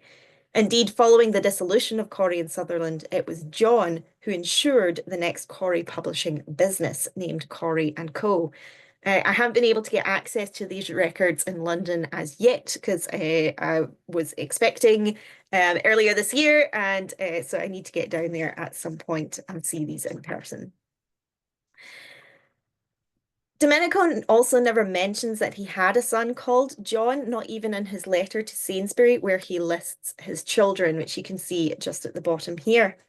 Only one child is not listed, and that is Justina, who died at the age of 2, but there are death records for her. There are no death records for John Corri having passed as a child. So it seems odd that Domenico would not list him here if indeed he was a son. So though there is a notice from 1798 that states outrightly Domenico and Natalie Corri were the surviving partners of John Corri following his death in 1798, conclusive evidence that John was a real person and a key member of the Corri publishing businesses. Add to this evidence from the archives in Rome, it is clear that John was Domenico's brother, a man who clearly worked to establish himself as a respectable publisher in Edinburgh, while his elder brother attempted to grow his reputation as a musical entrepreneur, which at times ended in bankruptcy, lawsuits, and scandal. I've only been able to scratch the surface for what I have found in the archives in relation to the Corri family so far. What is clear is that the Corris were an important musical family in Edinburgh, whose combined talent elevated them to a prominent position. However, Domenico outliving his first wife and his brother, his reputation as a composer and music teacher, and his standing as a publisher, albeit a notoriously scandalous one, which is the subject of another paper, in London in his latter years, are like the reasons why he was remembered over the other two. Had Francesca been embroiled in scandals herself or developed more notoriety beyond her concert performance career, she may have had independence from Domenico. Indeed, had John been a respected performer, in addition to being a publisher, he too may have appeared in the annals of history alongside his brother. Alas, neither was to be, at least until now. And I am so pleased that archival evidence I have identified has allowed me to retrace these two important figures and showcase their influence and impact on the Corri family and within Edinburgh's musical sphere. And so it's a lesson in the fact that the archives do often bring up new discoveries, but one has to be willing to go and find them. So thank you so much. And thanks so much to Steve for inviting me to share my paper with you all today. Thank you very much to all of our presenters, in part because we got a somewhat slow start. If I want us to have a chance to have a discussion, and I hope folks can hang on for a little bit past the initially listed ending time, although I understand that folks have commitments sometimes and they can't. So let's open things up to panelists responding to each other. Of course, I have plenty of questions, but really, I thought I'd like to just hear either from our guests, from Carla, or from Marie or Bob? Do you have anything that you want to ask that jumps out for any of our panelists?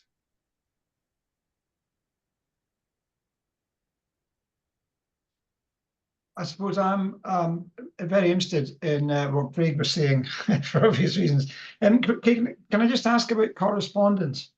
You mentioned there's a whole body of letters in the Clark of Pennycook papers. Yeah. Is there much in the way of correspondence anywhere else? I mean, do we have Ramsay's letters to anyone else, or is that it? So I have the prose volume here, right? And this is where they all live. So there's really, in the National Library, there's a handful of letters from Ramsay to various people. There's one from Ramsay to, is it Andrew Miller? Is that the London bookseller that we all know well? And that's in the Mitchell Library, and that's one of my favourite letters because he's a wee bit upset with them about not paying him quick enough in that letter. But other than that, there's one in Oxford in Worcester College. In fact, it's two letters that have been separated and we've since conjoined. And the majority of the letters are actually in the Clark repository and the National Records. So although they're not all to Clark, that's where they've ended up. So that's where the vast majority of them are. And the Scottish Text Society knew that.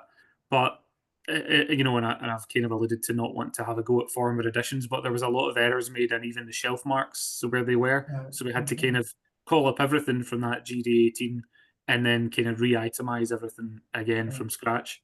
So across National Library, National Records, one in Oxford, there's no letters in the States that I'm aware of. And there's another one in the British Library. But the shelf mark's in here, but I can't remember it off the top of my head. So we do have a few letters of him to London booksellers, people. I was just very interested in his relationship in that direction. Yeah, absolutely. And we don't really get enough of that through the rest of the subscription list and things like that, and annotations and all the, you know, the London writers who write to Ramsay in verse epistle and say great things about him are one thing, but actual correspondence is a bit rarer. And there's only just under 80 letters in total, and they're all one way. So it's, you know, we don't have any sent back, which is unfortunate. It's funny, isn't it? Because I mean, as well as being a writer and so on, he was a bookseller himself. I mean, he had a bookstall and a book lender. So you think that this is one of these things you always find yourself thinking there ought to be something out there about connecting him more to the London trade where a lot of his books were coming from. But, absolutely. But to have had some other archive where a lot of that part of Ramsay's life was revealed would have been excellent. But over the course of the years of the project, we chapped all the doors and we ended up adding some to what the STS editors had seen themselves, but not a huge amount, you know. That's great. Thanks very much. Thank you. I do have a question in some sense for all five of our presenters, which is, you know, and I'm thinking of part of Professor Hill's point about, and also Craig's point about the local. And I'm wondering, you know, how, you know, I'm thinking, for example, for folks like the Corris, who are, you know, not, to what degree is their archive tinged with their being in some sense transplanted from Italy to Scotland, at least in part, and then, you know, dealings elsewhere. And Kate, also, you know, that sense of, you know, one of the things about archives that we might posit anyway is that they're all local in a way that we don't necessarily think about sometimes print texts and other forms circulating, which are kind of, you know, brought out into circulation. And so I'm wondering, you know, how we balance, especially, you know, because one of the things I was thinking about when you were presenting is the kind of almost reproduction of a kind of antiquarian resistance to a certain kind of generalization about what knowledge is supposed to be in a certain classic, and I think to some degree very limited account of the Enlightenment, as kind of disembodied, whereas you're interested in this kind of haptic knowledge of touching and feeling things. And I'm also thinking too, Nigel and Peadar, about, you know, it was almost kind of surprising when you mentioned, although I don't know why we should be surprised, that MacNicol doesn't really tinge his writings insofar as we have them with something kind of very heavily what we would assume would be kind of Gallic, if I understand your account correctly, kind of Gallic subject matter, locality. So I'm wondering about how we think about the relationship of the archives that you particularly specialize in these talks to the relationship of the local and the global, I guess, is really my question, if I could, you know, try and narrow it down that way.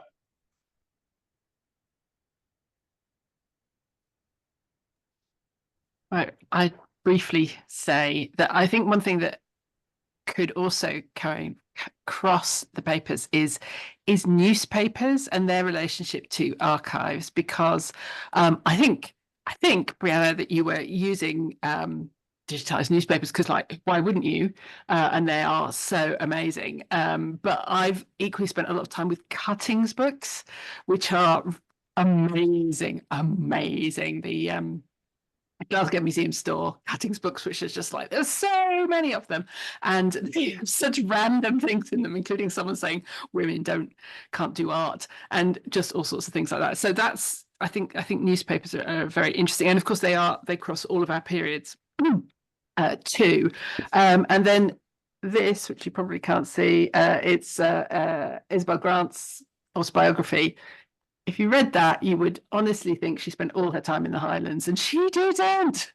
She really didn't. You know, she actually, if you read it carefully, you can see that she visited her grandparents. That's where her sense of it as home comes from. She spent a lot of time in London, all of the war years in London, headed off to warmer places in the winter, and all the rest of it. So yeah, I think, you know, she's really interested in the local. Although she also spends a lot of time talking about how the Highlander is an international figure. So she's just wrestling really with ideas of the local and the global herself, benefiting from being able to be a very mobile, globally mobile, cosmopolitan person, but also really, really interested in the local.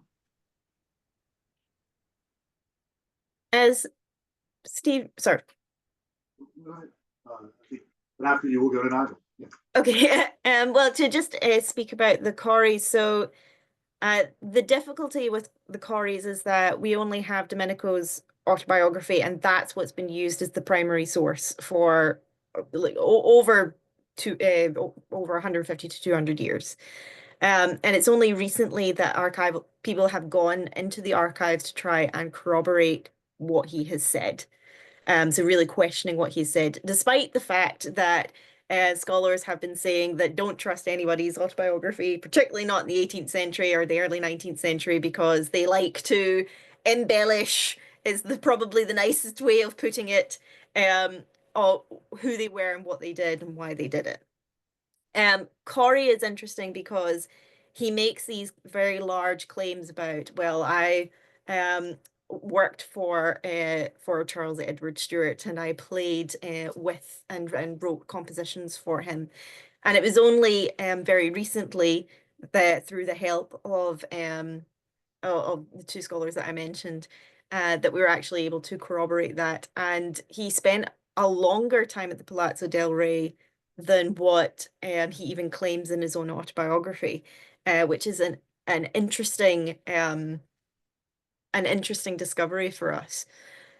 So we've got kind of that aspect, but then once he moved to Britain, there's just a lot more material to sift through. Like, there's a lot more of a timeline that you're able to establish because of archival evidence.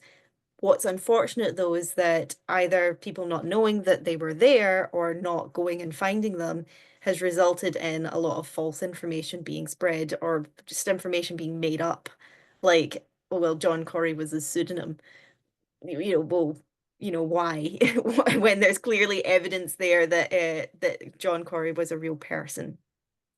So it's been tainted somewhat by this autobiography that has existed, and people not really taking the time to go and investigate like the extent of the Corri family. So we have this kind of issue of there are archives there that are local for the Corri family when they live in Edinburgh, because they all are in the National Library, the National Records of Scotland, and in the Edinburgh Public Library.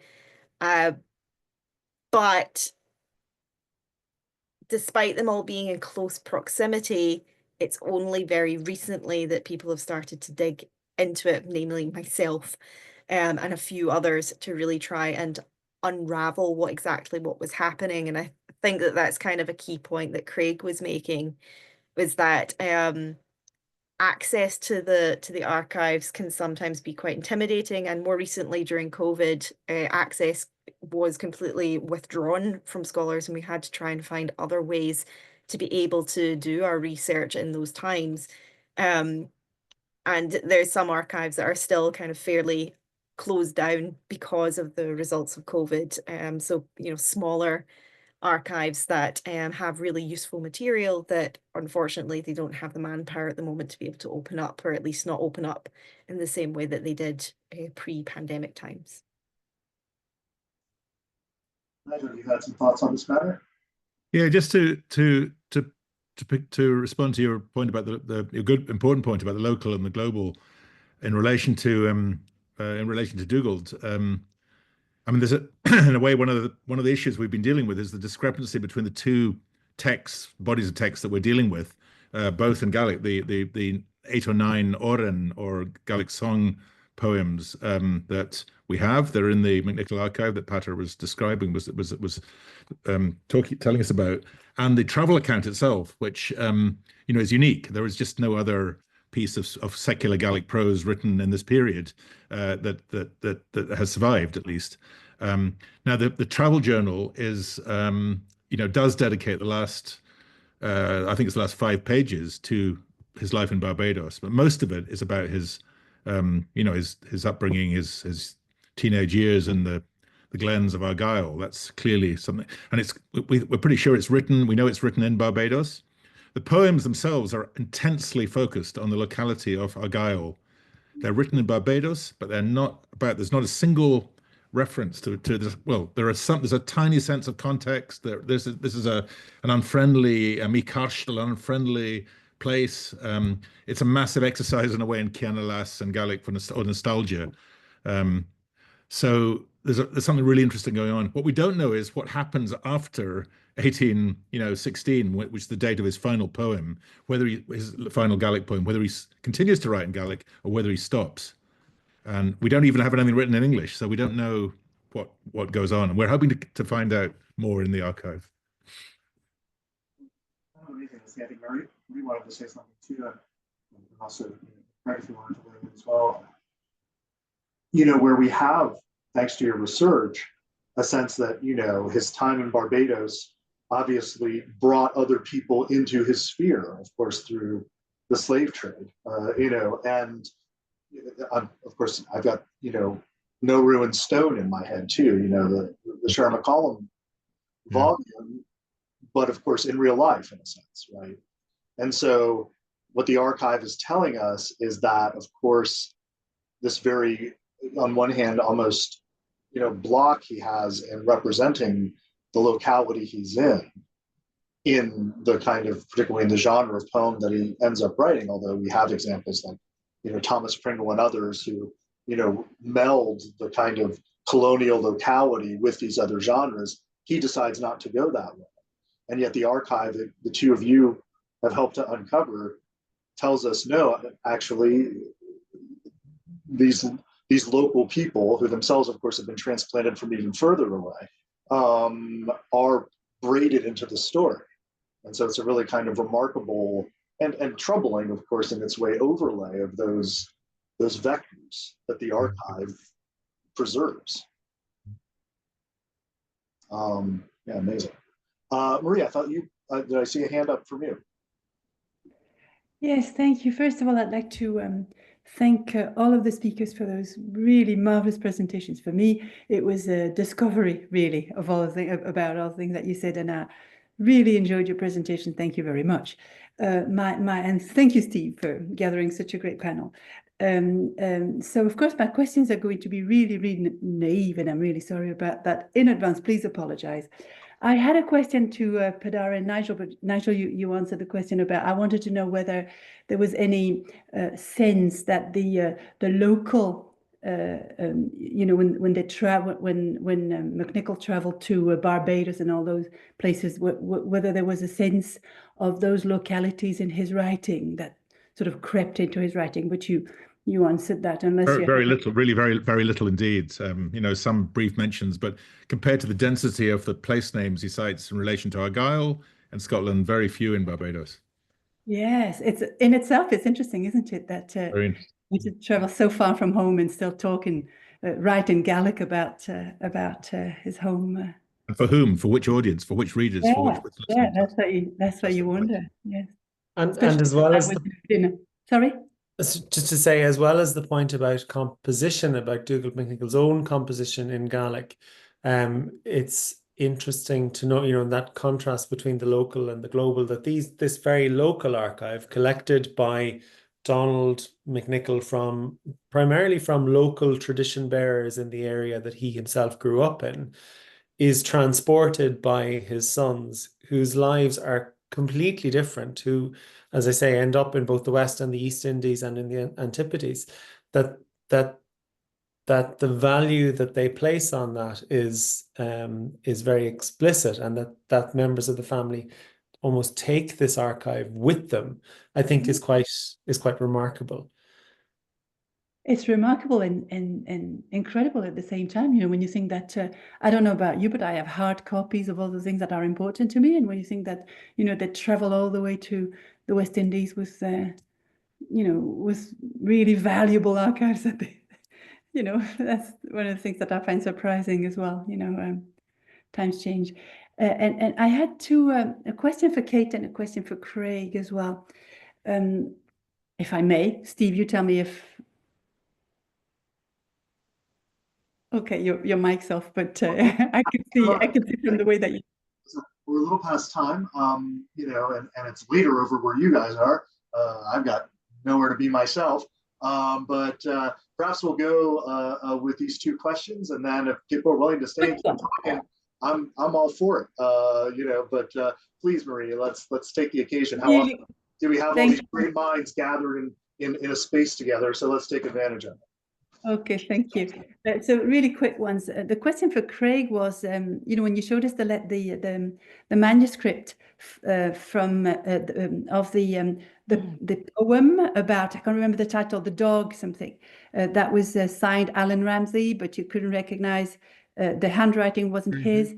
So I guess it's a question on paleography really. How can you ascertain that it was by him? Sure. If the handwriting was his. Basically, it's a strange one, the one at Mellerstein House, because that is definitely not Ramsay's hand. We know that because we have such a huge amount of manuscript material which is in his hand, and it's thankfully, unlike Burns and unlike John Galt to an extent, that the hand doesn't change really at all through his life. So we can be sure when we know it that it's definitely his.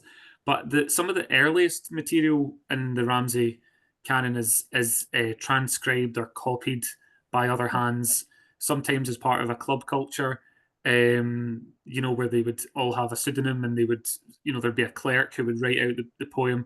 And for some of Ramsay's most important works, they're actually not in autograph. So we go by the provenance, the context of the archive. Does that give it some authenticity? If it's collected alongside other authentic items, then we can say, this is a known Ramsay poem. Here's a manuscript of it. It's not in Ramsay's hand, but we know that this would have been an approved text, more or less. With the Dogs of Balgavie, we don't know that, but we include it as dubia because of the contextual archival situation around the fact that they have these early editions, they have the Richard Cooper engraving, and we also have the fact that the Ramsay family had visited there before as well. So the fact that Ramsay Jr. had close ties with the I can't remember the name of the lords that were there, at Muircheartaigh, but there's a Haddington family collection, and Brianna has worked a lot on the Haddingtons as well. But there's something in terms of the family connection there, which makes it quite likely that when Ramsay visited either of the Ramsays, that this poem was written and left there. So beyond doing any sort of paper or ink analysis, which we've done for other figures, we have to go by context, and we say it's not in his hand. It reads a little bit like him, and because of the way the archive's set up and what they already have, we can assume that it might be by him. But we're not. We're very tentative in the addition to ascribe it completely to him. You know, so we have to be careful not to be too confident. Yeah, thank you. Interesting. And Kate, my very quick question. I was wondering whether these women had written or spoken about the reasons why they wanted to turn their house, in many cases their own house, into a museum. Isabel Grant talks about it at great length, and she says she wants something for her people to be able to know who they are, that kind of thing. She's the only one, really. The Glencoe Folk Museum comes out of a Scottish WI, which has a slightly different title, but Women's Institute, a competition to write village histories, which were happening in England as well at the same time. And they wrote a history of the village, and they went on to make a museum out of it. I don't know about any of the others. They didn't. Yes, there's not much in the archive, and it's pretty scrappy what there is. But generally speaking, there is this sort of sense of roots and of change, and wanting to record roots before change sweeps away traditional ways of life.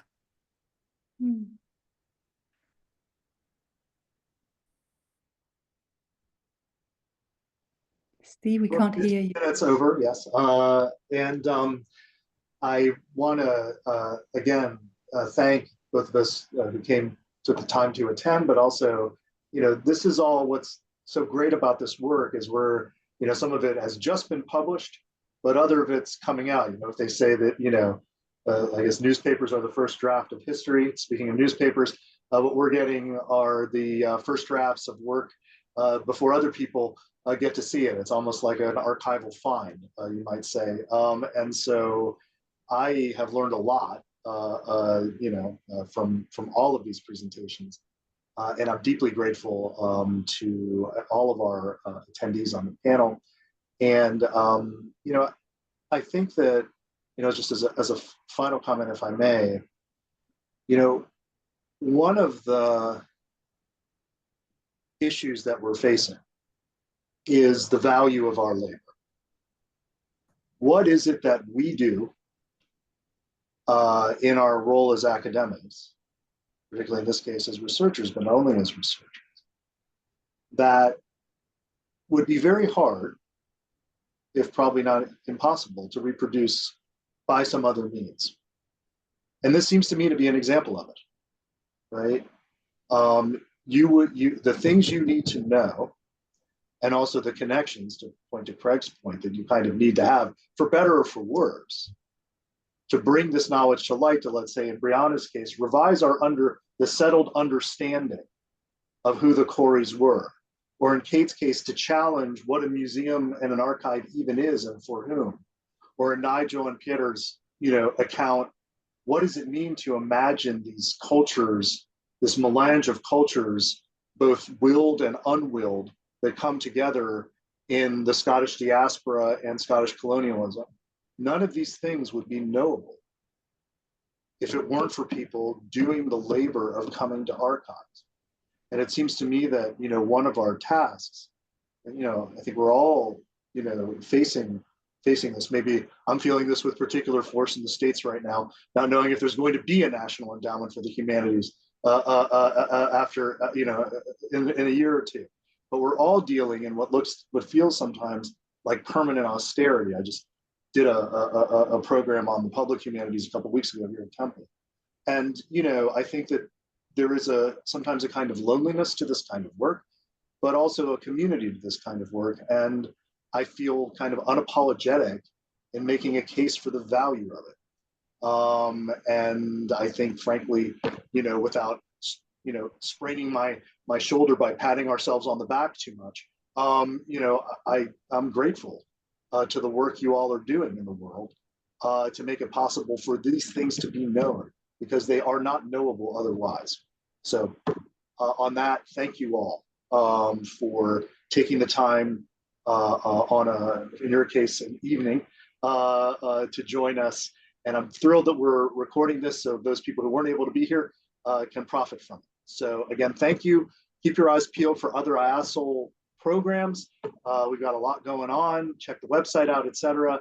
And I wish you all a lovely end of term, and somewhat late, although this was scheduled to be part of St. Andrew's Day, a belated happy St. Andrew's Day. Thank Thank you. you. Thanks, Good. Steve. Thank Well you. done. Thanks, Thank you. everyone. That was amazing. Thank you. Thanks, Thanks, everyone. Bye-bye. Right.